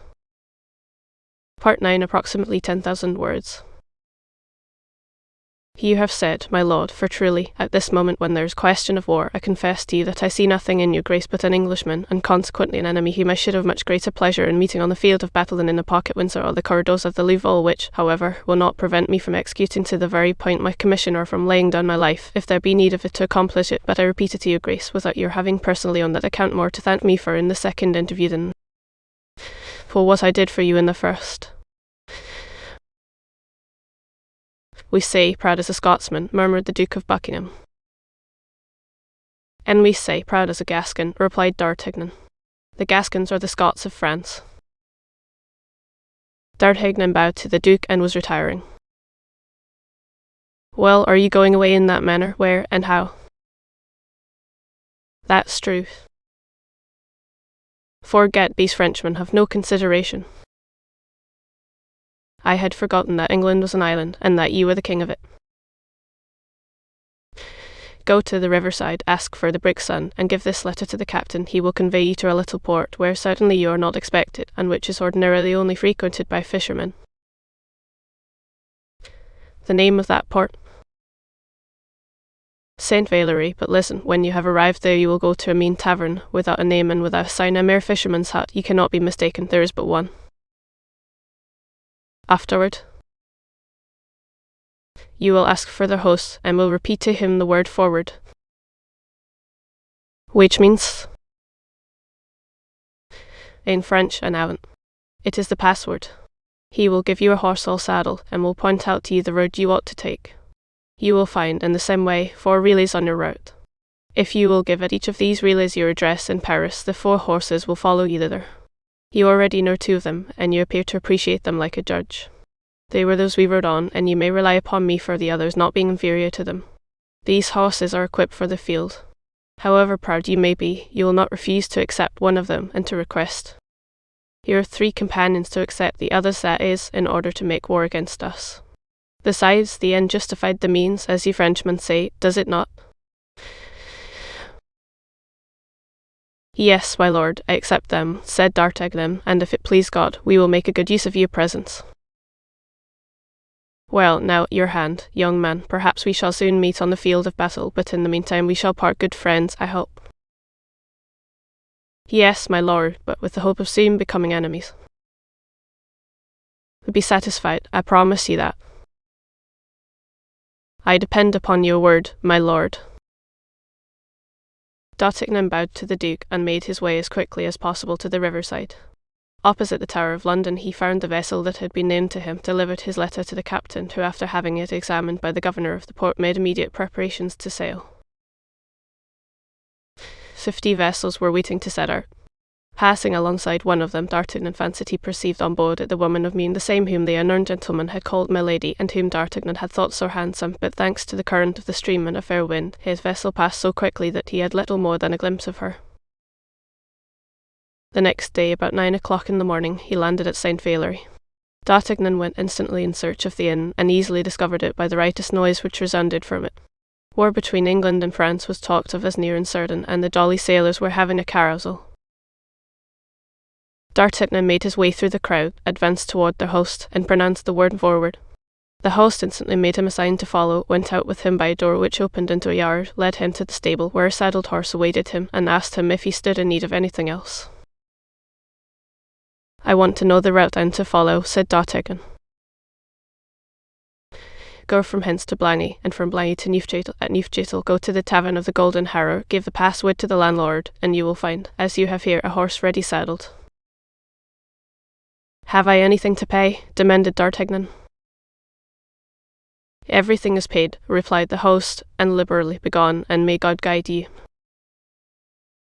Amen, cried the young man, and set off at full gallop. 4 hours later he was in Neufchâtel. He strictly followed the instructions he had received. At Neufchâtel, as at St. Valery, he found a horse quite ready and awaiting him. He was about to remove the pistols from the saddle he had quitted the one he was about to fill, but he found the holsters furnished with similar pistols. Your address at Paris? Hotel of the Guards, Company of Dessessart. Enough, replied the questioner. Which route must I take? Demanded D'Artagnan in his turn. That of Rouen, but you will leave the city on your right. You must stop at the little village of Equus, in which there is but one tavern, the Shield of France. Don't condemn it from appearances. You will find a horse in the stables quite as good as this. The same password? Exactly. Adieu, master. A good journey, gentlemen. Do you want anything? D'Artagnan shook his head and set off at full speed. At Equus, the same scene was repeated. He found as provident a host and a fresh horse. He left his address as he had done before, and set off again at the same pace for Pontoise. At Pontoise he changed his horse for the last time, and at 9 o'clock galloped into the yard of Trevel's hotel. He had made nearly 60 leagues in little more than 12 hours. De Trevel received him as if he had seen him that same morning, only, when pressing his hand a little more warmly than usual, he informed him that the company of Dessessart was on duty at the Louvre, and that he might repair at once to his post. Chapter Roman 22. The Ballet of Elie Melisson. On the morrow, nothing was talked of in Paris but the ball which the older men of the city were to give to the king and queen, and in which their majesties were to dance the famous La Melis in the favourite ballet of the king. 8 days had been occupied in preparations at the Hotel de Ville for this important evening. The city carpenters had erected scaffolds upon which the invited ladies were to be placed. The city grocer had ornamented the chambers with 200 flambeaux of white wax, a piece of luxury unheard of at that period, and 20 violins were ordered, and the price for them fixed at double the usual rate, upon condition, said the report, that they should be played all night.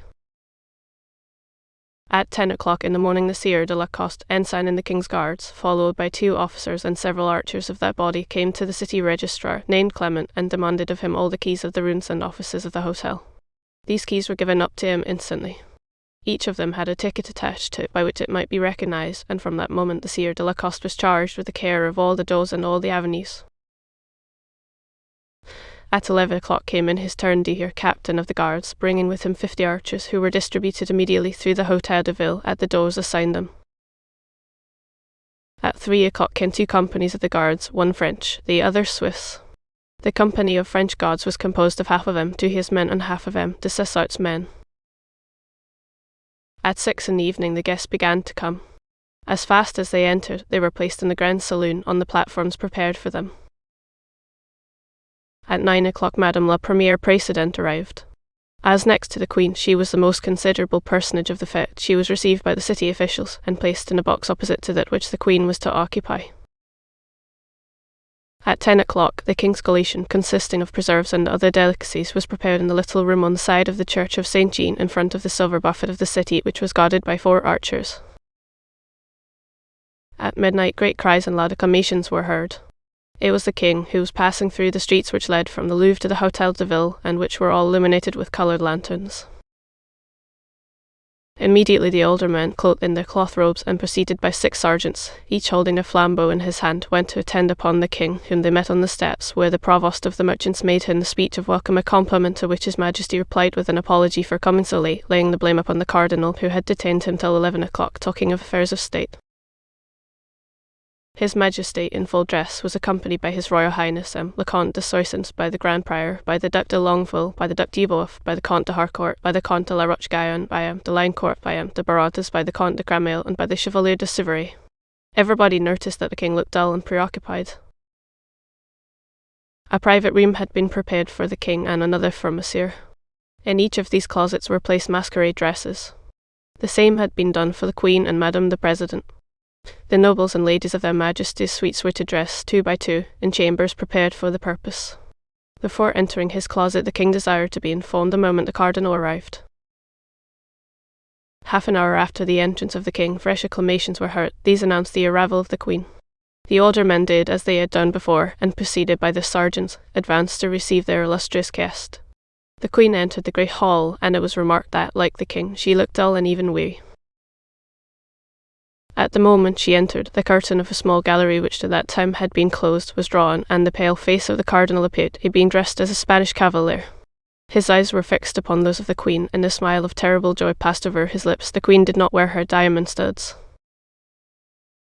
The queen remained for a short time to receive the compliments of the city dignitaries and to reply to the salutations of the ladies.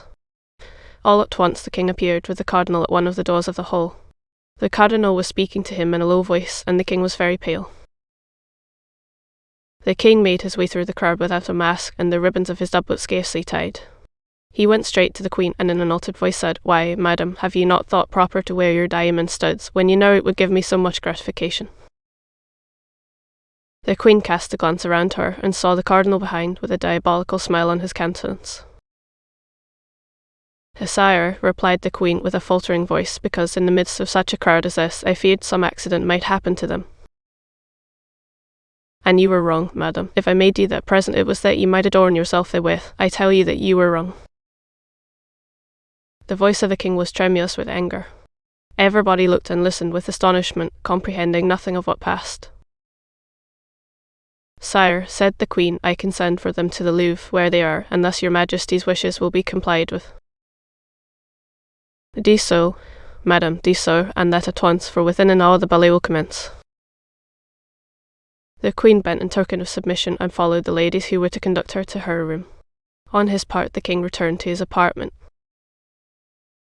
There was a moment of trouble and confusion in the assembly. Everybody had remarked that something had passed between the king and queen, but both of them had spoken so low that everybody, out of respect, withdrew several steps so that nobody had heard anything. The violins began to sound with all their might, but nobody listened to them. The king came out first from his room.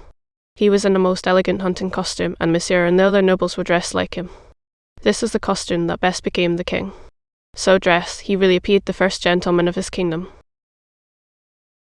The cardinal drew near to the king and placed in his hand a small casket. The king opened it and found in it 2 diamond studs. "What does this mean?" demanded he of the cardinal.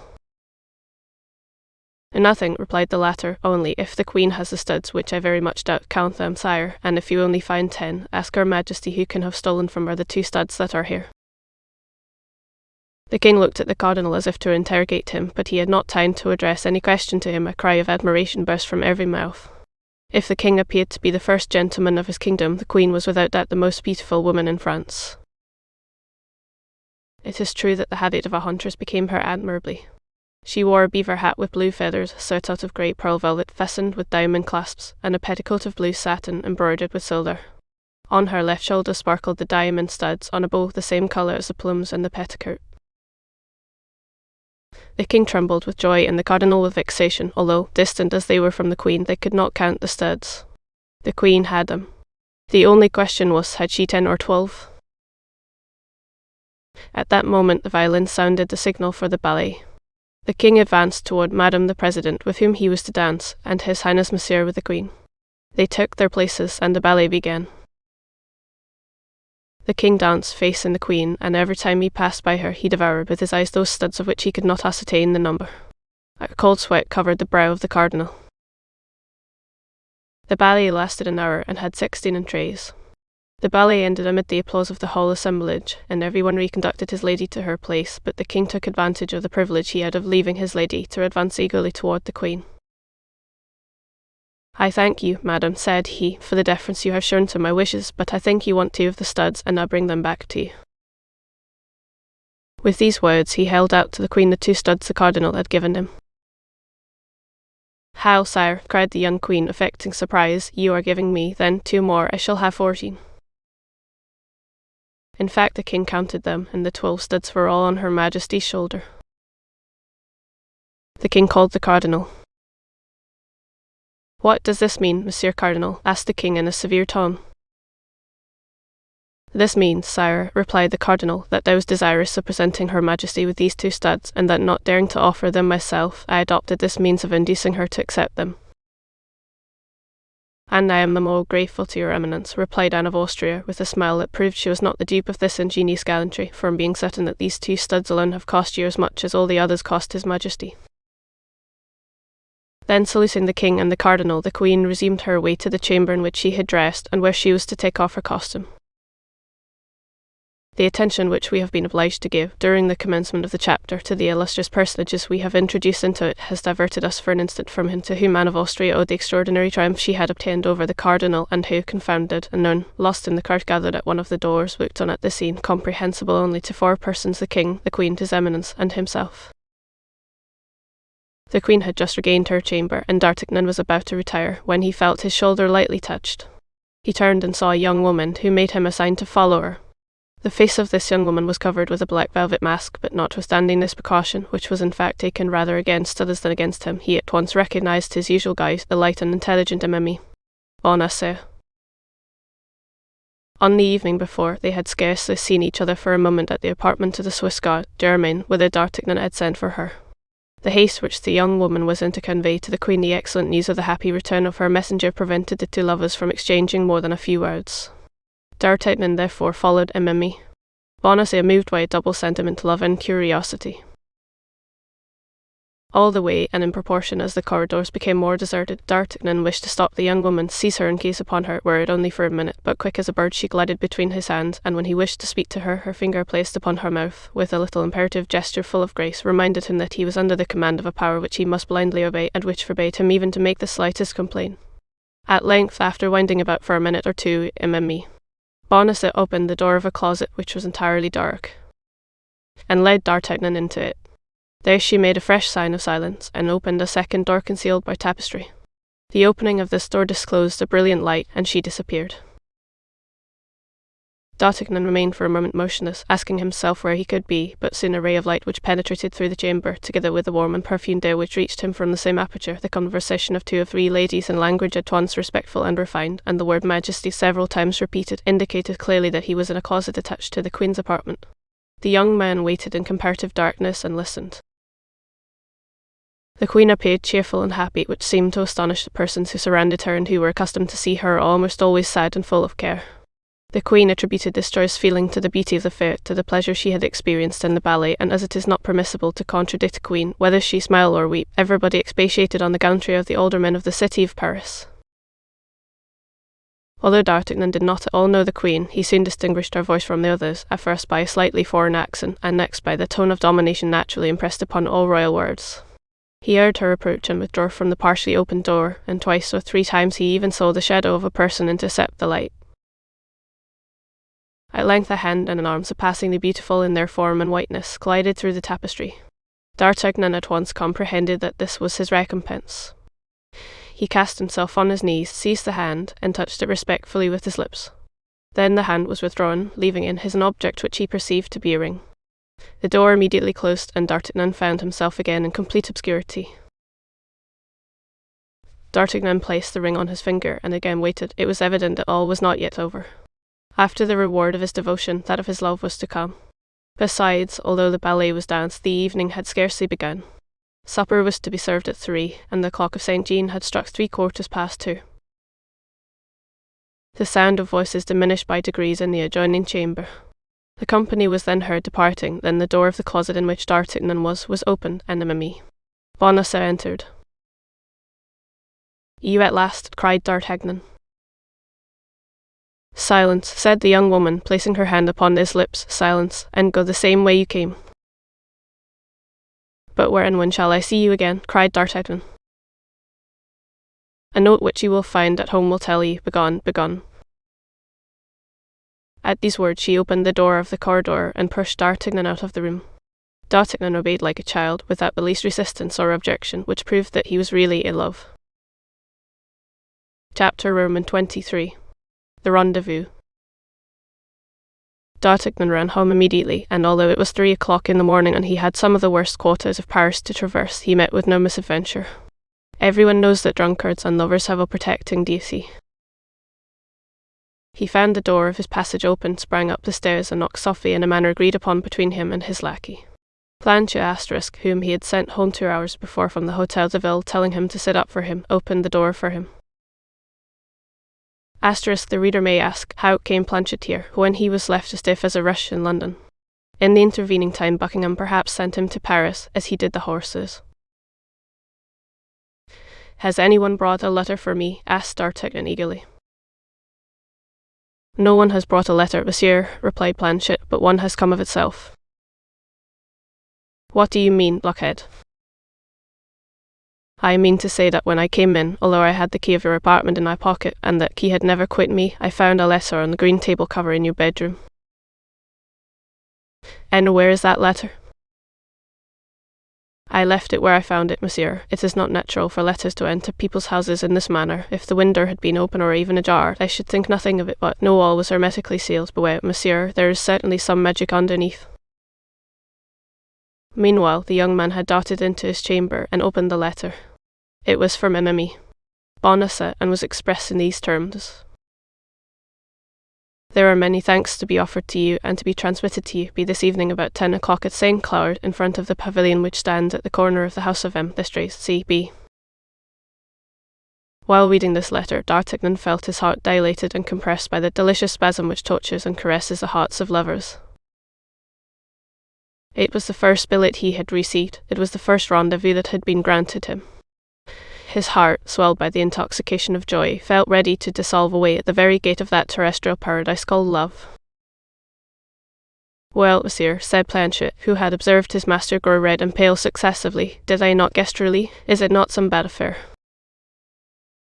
"You are mistaken, Planchet," replied D'Artagnan, "and as a proof there is a crown to drink my health." "I am much obliged to Monsieur for the crown he has given me, and I promise him to follow his instructions exactly, but it is not the less true that letters which come in this way into shut-up houses fall from heaven, my friend, fall from heaven." "Then Monsieur is satisfied?" asked Planchet. "My dear Planchet, I am the happiest of men." "And I may profit by Monsieur's happiness and go to bed?" "Yes, go." "May the blessings of heaven fall upon Monsieur, but it is not the less true that letter—" And Planchet retired, shaking his head with an air of doubt which the liberality of D'Artagnan had not entirely effaced. Left alone, D'Artagnan read and reread his billet. Then he kissed and rekissed 20 times the lines traced by the hand of his beautiful mistress.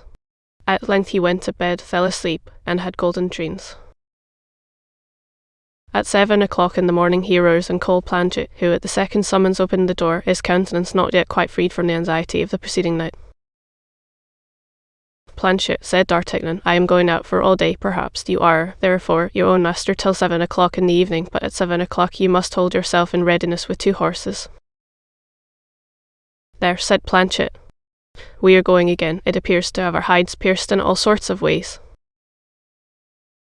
You will take your musketoon and your pistols." "There, now, didn't I say so?" cried Planchet. "I was sure of it, the cursed letter." "Don't be afraid, you idiot, there is nothing in hand but a party of pleasure." Ah, like the charming journey the other day, when it rained bullets and produced a crop of steel traps. Well, if you are really afraid, Monsieur Planchet, resumed D'Artagnan, I will go without you. I prefer travelling alone to having a companion who entertains the least fear. Monsieur does me wrong, said Planchet. I thought he had seen me at work. Yes, but I thought perhaps you had worn out all your courage the first time. Monsieur shall see that upon occasion I have some left, only I beg Monsieur not to be too prodigal of it if he wishes it to last long. Do you believe you have still a certain amount of it to expend this evening? I hope so, Monsieur. Well then, I count on you. At the appointed hour I shall be ready, only I believed that Monsieur had but one horse in the guard stables. Perhaps there is but one at this moment, but by this evening there will be 4. It appears that our journey was a mountain journey, then. Exactly so, said D'Artagnan, and nodding to Planchet, he went out. Bonacieux was at his door. D'Artagnan's intention was to go out without speaking to the worthy mercer, but the latter made so polite and friendly a salutation that his tenant felt obliged not only to stop, but to enter into conversation with him. Besides, how is it possible to avoid a little condescension toward a husband whose pretty wife has appointed a meeting with you that same evening at St. Cloud, opposite D'Estrees' pavilion? D'Artagnan approached him with the most amiable air he could assume. The conversation naturally fell upon the incarceration of the poor man. Bonacieux, who was ignorant that D'Artagnan had overheard his conversation with the stranger of mien, related to his young tenant the persecutions of that monster de Laffemas, whom he never ceased to designate during his account by the title of the Cardinal's executioner, and expatiated at great length upon the Bastille, the bolts, the wickets, the dungeons, the gratings, the instruments of torture. D'Artagnan listened to him with exemplary complaisance, and when he had finished said, And Madame Bonacieux, do you know who carried her off? For I do not forget that I owe to that unpleasant circumstance the good fortune of having made your acquaintance. Ah, said Bonacieux, they took good care not to tell me that, and my wife, on her part, has sworn to me by all that's sacred that she does not know. But you, continued Bonacieux, in a tone of perfect good fellowship, what has become of you all these days? I have not seen you nor your friends, and I don't think you could gather all that dust that I saw Planchet brush off your boots yesterday from the pavement of Paris. You are right, my dear Monsieur Bonacieux, my friends and I have been on a little journey. Far from here? Oh, Lord, no, about 40 leagues only. We went to take Monsieur Athos to the waters of Forges, where my friends still remain. And you have returned, have you not? Replied Bonacieux, giving to his countenance a most sly air. A handsome young fellow like you does not obtain long leaves of absence from his mistress, and we were impatiently waited for at Paris, were we not? My faith, said the young man, laughing, I confess it, and so much more the readily, my dear Bonacieux, as I see there is no concealing anything from you. Yes, I was expected, and very impatiently, I acknowledge. A slight shade passed over the brow of Bonacieux, but so slight that D'Artagnan did not perceive it. And we are going to be recompensed for our diligence, continued the mercer, with a trifling alteration in his voice, so trifling, indeed, that D'Artagnan did not perceive it any more than he had the momentary shade which, an instant before, had darkened the countenance of the worthy man. Ah, may you be a true prophet, said D'Artagnan, laughing. No, what I say, replied Bonacieux, is only that I may know whether I am delaying you. Why that question, my dear host? Asked D'Artagnan. Do you intend to sit up for me? No, but since my arrest and the robbery that was committed in my house, I am alarmed every time I hear a door open, particularly in the night. What the deuce can you expect? I am no swordsman. Well, don't be alarmed if I return at 1, 2 or 3 o'clock in the morning. Indeed, do not be alarmed if I do not come at all. This time Bonacieux became so pale that D'Artagnan could not help perceiving it, and asked him what was the matter. Nothing, replied Bonacieux, nothing. Since my misfortunes I have been subject to faintnesses, which seize me all at once, and I have just felt a cold shiver. Pay no attention to it. You have nothing to occupy yourself with but being happy. Then I have full occupation, for I am so. Not yet, wait a little, this evening, he said. Well, this evening will come, thank God, and perhaps you look for it with as much impatience as I do. Perhaps this evening Madame Bonacieux will visit the conjugal domicile. Madame Bonacieux is not at liberty this evening, replied the husband. Seriously, she is detained at the Louvre this evening by her duties. So much the worse for you, my dear host, so much the worse. When I am happy, I wish all the world to be so, but it appears that is not possible. The young man departed, laughing at the joke which he thought he alone could comprehend. Amuse yourself well, replied Bonacieux in a sepulchral tone. But D'Artagnan was too far off to hear him, and if he had heard him in the disposition of mind he then enjoyed, he certainly would not have remarked it. He took his way toward the Hotel of M. de Tréville. His visit of the day before, it is to be remembered, had been very short and very little explicative. He found Tréville in a joyful mood. He had thought the king and queen charming at the ball. It is true the cardinal had been particularly ill-tempered. He had retired at 1 o'clock under the pretence of being indisposed. As to their majesties, they did not return to the Louvre till 6 o'clock in the morning. Now, said Tréville, lowering his voice, and looking into every corner of the apartment to see if they were alone, now let us talk about yourself, my young friend, for it is evident that your happy return has something to do with the joy of the king, the triumph of the queen, and the humiliation of his eminence. You must look out for yourself. What have I to fear, replied D'Artagnan, as long as I shall have the luck to enjoy the favour of their majesties? Everything, believe me. The cardinal is not the man to forget a mystification until he has settled account with the mystifier, and the mystifier appears to me to have the air of being a certain young Gascon of my acquaintance. Do you believe that the cardinal is as well posted as yourself, and knows that I have been to London? The devil, you have been to London. Was it from London you brought that beautiful diamond that glitters on your finger? Beware, my dear D'Artagnan, a present from an enemy is not a good thing. Are there not some Latin verses upon that subject? Stop.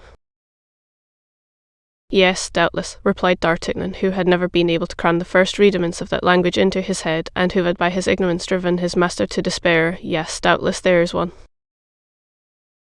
There certainly is one, said M. de Tréville, who had a tincture of literature, and Monsieur de Benserade was quoting it to me the other day. Stop a minute, this is it, Tamio de nos et befriends, which means, beware of the enemy who makes you presents. This diamond does not come from an enemy, monsieur, replied D'Artagnan, it comes from the queen. From the queen? Oh, said M. de Tréville. Why, it is indeed a true royal jewel, which is worth 1,000 pistols if it is worth a dinar. By whom did the queen send you this jewel? She gave it to me herself. Where? In the room adjoining the chamber in which she changed her toilet. How? Giving me her hand to kiss. You have kissed the queen's hand, said M. de Tréville, looking earnestly at D'Artagnan. Her Majesty did me the honour to grant me that favour. And that in the presence of witnesses, imprudent, thrice imprudent. No, monsieur, be satisfied, nobody saw her, replied D'Artagnan, and he related to M. de Tréville how the affair came to pass. Oh, the women, cried the old soldier. I know them by their romantic imagination. Everything that savours of mystery charms them. So you have seen the arm, that was all. You would meet the queen, and she would not know who you are. No, but thanks to this diamond, replied the young man. Listen, said M. de Tréville, shall I give you counsel, good counsel, the counsel of a friend? You will do me honour, monsieur, said D'Artagnan. Well, then, off to the nearest goldsmith and sell that diamond for the highest price you can get from him. However much of a Jew he may be, he will give you at least 800 pistols. Pistols have no name, young man, and that ring has a terrible one, which may betray him who wears it. Sell this ring, a ring which comes from my sovereign. Never, said D'Artagnan. Then, at least turn the gem inside, you silly fellow, for everybody must be aware that a cadet from Gascony does not find such stones in his mother's jewel case. You think, then, I have something to dread? Asked D'Artagnan. I mean to say, young man, that he who sleeps over a mine the match of which is already lighted may consider himself in safety in comparison with you. The devil, said D'Artagnan, whom the positive tone of M. de Tréville began to disquiet. The devil, what must I do? Above all things be always on your guard. The cardinal has a tenacious memory and a long arm. You may depend upon it, he will repay you by some ill turn. But of what sort? How can I tell? Has he not all the tricks of a demon at his command? The least that can be expected is that you will be arrested. What, will they dare to arrest a man in his Majesty's service? Pardieu. They did not scruple much in the case of Athos. At all events, young man, rely upon one who has been 30 years at court. Do not lull yourself in security, or you will be lost, but, on the contrary, and it is I who say it, see enemies in all directions. If anyone seeks a quarrel with you, shun it, were it with a child of 10 years old. If you are attacked by day or by night, fight, but retreat, without shame. If you cross a bridge, feel every plank of it with your foot, lest one should give way beneath you. If you pass before a house which is being built, look up, for fear a stone should fall upon your head. If you stay out late, be always followed by your lackey, and let your lackey be armed if, by the by, you can be sure of your lackey. Mistrust everybody, your friend, your brother, your mistress above all. D'Artagnan blushed. My mistress above all, repeated he, mechanically, and why her rather than another? Because a mistress is one of the Cardinal's favourite means, he is not one that is more expeditious. A woman will sell you for 10 pistols. Witness Delilah, you are acquainted with the Scriptures. D'Artagnan thought of the appointment Emily Bonacieux had made with him for the very evening, but we are bound to say, to the credit of our hero, that the bad opinion entertained by Anne de Treville of women in general did not inspire him with the least suspicion of his pretty hostess. But, apropos, resumed de Treville, what has become of your 3 companions? I was about to ask you if you had heard any news of them. None, monsieur. Well, I left them on my road to Porthos at Chantilly with a duel on his hands, Aramis at Crevecoeur with a ball in his shoulder, and Athos at Amiens detained by an accusation of coining. See there, now, said M. de Treville, and how the devil did you escape? By a miracle, monsieur, I must acknowledge, with a sword thrust in my breast, and by nailing the Comte de Wardes on the bier to Calais like a butterfly on a tapestry. There again, de Wardes, one of the Cardinal's men, a cousin of Rochefort. Stop, my friend, I have an idea.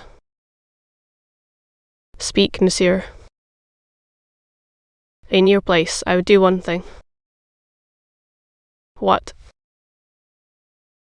While His Eminence was seeking for me in Paris, I would take, without sound of drum or trumpet, the road to Picardy, and would go and make some inquiries concerning my 3 companions. What the devil, they merit richly that piece of attention on your part. The advice is good, monsieur, and tomorrow I will set out. Tomorrow, anyway, not this evening. This evening, monsieur, I am detained in Paris by indispensable business. Ah, young man, some flirtation or other. Take care, I repeat to you, take care. It is woman who has ruined us, still ruins us, and will ruin us as long as the world stands. Take my advice and set out this evening. Impossible, monsieur. You have given your word, then? Yes, monsieur. Ah, that's quite another thing, but promise me, if you should not be killed tonight, that you will go tomorrow. I promise it. Do you need money? I have still 50 pistols. That, I think, is as much as I shall want. But your companions? I don't think they can be in need of any. We left Paris, each with 75 pistols in his pocket. Shall I see you again before your departure? I think not, monsieur, unless something new should happen. Well, a pleasant journey. Thanks, monsieur. D'Artagnan left him, de Treville touched more than ever by his paternal solicitude for his musketeers.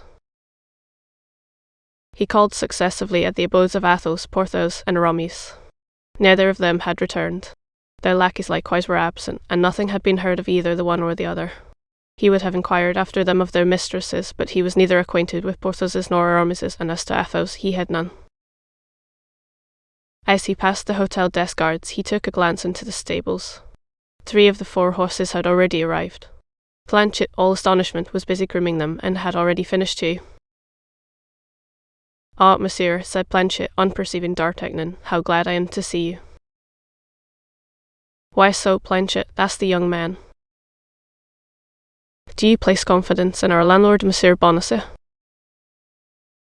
I, not the least in the world. Oh, you do quite right, monsieur. But why this question? Because while you were talking with him, I watched you without listening to you, and, monsieur, his countenance changed colour 2 or 3 times. Bah! Preoccupied as Monsieur was with the letter he had received, he did not observe that, but I, whom the strange fashion in which that letter came into the house had placed on my guard, I did not lose a movement of his features. And you found it? Traitorous, Monsieur. Indeed. Still more, as soon as Monsieur had left and disappeared round the corner of the street, Monsieur Bonacieux took his hat at his door and set off at a quick pace in an opposite direction. It seems you are right, Planchet. All this appears to be a little mysterious, and be assured that we will not pay him our rent until the matter shall be categorically explained to us. Monsieur jests, but Monsieur will see. What would you have, Planchet? What must come is written. Monsieur does not then renounce his excursion for this evening. Quite the contrary, Planchet. The more ill will I have toward Monsieur Bonacieux, the more punctual I shall be in keeping the appointment made by that letter which makes you so uneasy. Then that is Monsieur's determination? Undeniably, my friend. At 9 o'clock, then, be ready here at the hotel. I will come and take you. Planchet, seeing there was no longer any hope of making his master renounce his project, heaved a profound sigh and set to work to groom the third horse. As to D'Artagnan, being at bottom a prudent youth, instead of returning home, went and dined with the Gascon priest, who, at the time of the distress of the four friends, had given them a breakfast of chocolate. Chapter XXIV. The Pavilion. At 9 o'clock D'Artagnan was at the Hotel des Gardes. He found Planchet already. The fourth horse had arrived. Planchet was armed with his musketoon and a pistol. D'Artagnan had his sword and placed 2 pistols in his belt, then both mounted and departed quietly. It was quite dark, and no one saw them go out. Planchet took place behind his master, and kept at a distance of 10 paces from him. D'Artagnan crossed the quays, went out by the gate of La Conférence, and followed the road, much more beautiful then than it is now, which leads to St. Cloud. As long as he was in the city, Planchet kept at the respectful distance he had imposed upon himself, but as soon as the road began to be more lonely and dark, he drew softly near, so that when they entered the Bois de Boulogne he found himself riding quite naturally side by side with his master. In fact, we must not dissemble that the oscillation of the tall trees and the reflection of the moon in the dark underwood gave him serious uneasiness. D'Artagnan could not help perceiving that something more than usual was passing in the mind of his lackey, and said, "Well, Monsieur Planchet, what is the matter with us now?" "Don't you think, Monsieur, that woods are like churches?" "How so, Planchet?" "Because we dare not speak aloud in one or the other." "But why did you not dare to speak aloud, Planchet? Because you are afraid?" "Afraid of being heard, yes, Monsieur." "Afraid of being heard? Why, there is nothing improper in our conversation, my dear Planchet, and no one could find fault with it." "Ah, Monsieur," replied Planchet, recurring to his besetting idea that Monsieur Bonacieux has something vicious in his eyebrows, and something very unpleasant in the play of his lips. "What the devil makes you think of Bonacieux?" "Monsieur, we think of what we can, and not of what we will." "Because you are a coward, Planchet." "Monsieur, we must not confound prudence with cowardice. Prudence is a virtue." "And you are very virtuous, are you not, Planchet?" "Monsieur, is not that the barrel of a musket which glitters yonder? Had we not better lower our heads?" "In truth," murmured D'Artagnan, to whom de Tréville's recommendation recurred, "this animal will end by making me afraid." And he put his horse into a trot. Planchet followed the movements of his master as if he had been his shadow, and was soon trotting by his side. "Are we going to continue this pace all night?" asked Planchet. "No, you are at your journey's end." "How, Monsieur, and you?" "I am going a few steps farther." "And Monsieur leaves me here alone?" "You are afraid, Planchet?" "No, I only beg leave to observe to Monsieur that the night will be very cold, that chills bring on rheumatism, and that a lackey who has the rheumatism makes but a poor servant, particularly to a master as active as Monsieur." "Well, if you are cold, Planchet, you can go into one of those cabarets that you see yonder, and be in waiting for me at the door by 6 o'clock in the morning." "Monsieur, I have eaten and drunk respectfully the crown you gave me this morning, so that I have not a sou left in case I should be cold."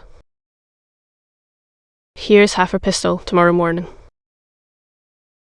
D'Artagnan sprang from his horse, threw the bridle to Planchet, and departed at a quick pace, folding his cloak around him.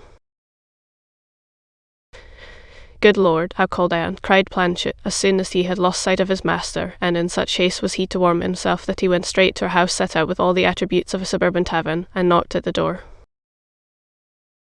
In the meantime, D'Artagnan, who had plunged into a bypath, continued his route and reached St. Cloud, but instead of following the main street he turned behind the chateau, reached a sort of retired lane, and found himself soon in front of the pavilion named. It was situated in a very private spot. A high wall, at the angle of which was a pavilion, ran along one side of this lane, and on the other was a little garden connected with a poor cottage which was protected by a hedge from passers-by. He gained the place appointed, and as no signal had been given him by which to announce his presence, he waited. Not the least noise was to be heard. It might be imagined that he was 100 miles from the capital. D'Artagnan leaned against the hedge, after having cast a glance behind it. Beyond that hedge, that garden, and that cottage, a dark mist enveloped with its folds that immensity where Paris slept, a vast void from which glittered a few luminous points, the funeral stars of that hell. But for D'Artagnan all aspects were clothed happily, all ideas wore a smile, all shades were diaphanous. The appointed hour was about to strike. In fact, at the end of a few minutes the belfry of St. Cloud let fall slowly 10 strokes from its sonorous jaws. There was something melancholy in this brazen voice pouring out its lamentations in the middle of the night, but each of those strokes, which made up the expected hour, vibrated harmoniously to the heart of the young man. His eyes were fixed upon the little pavilion situated at the angle of the wall, of which all the windows were closed with shutters except one on the first story. Through this window shone a mild light which silvered the foliage of 2 or 3 linden trees which formed a group outside the park.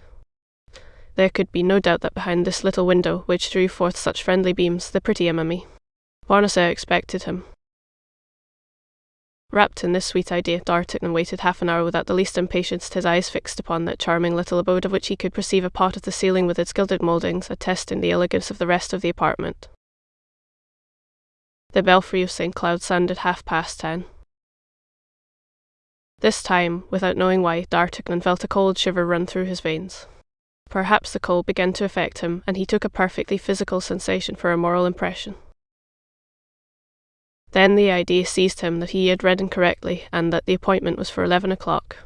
He drew near to the window, and placing himself so that a ray of light should fall upon the letter as he held it, he drew it from his pocket and read it again, but he had not been mistaken. The appointment was for 10 o'clock. He went and resumed his post, beginning to be rather uneasy at this silence and this solitude. 11 o'clock sounded. D'Artagnan began now really to fear that something had happened to Aramis. Bonacieux. He clapped his hands 3 times, the ordinary signal of lovers, but nobody replied to him, not even an echo. He then thought, with a touch of vexation, that perhaps the young woman had fallen asleep while waiting for him. He approached the wall and tried to climb it, but the wall had been recently pointed, and D'Artagnan could get no hold. At that moment he thought of the trees upon whose leaves the light still shone, and as one of them drooped over the road, he thought that from its branches he might get a glimpse of the interior of the pavilion. The tree was easy to climb. Besides, D'Artagnan was but 20 years old, and consequently had not yet forgotten his schoolboy habits. In an instant he was among the branches, and his keen eyes plunged through the transparent panes into the interior of the pavilion. It was a strange thing, and one which made D'Artagnan tremble from the sole of his foot to the roots of his hair to find that this soft light, this calm lamp, enlightened a scene of fearful disorder. One of the windows was broken, the door of the chamber had been beaten in and hung, split in 2, on its hinges. A table, which had been covered with an elegant supper, was overturned. The decanters, broken in pieces, and the fruits crushed, strewed the floor.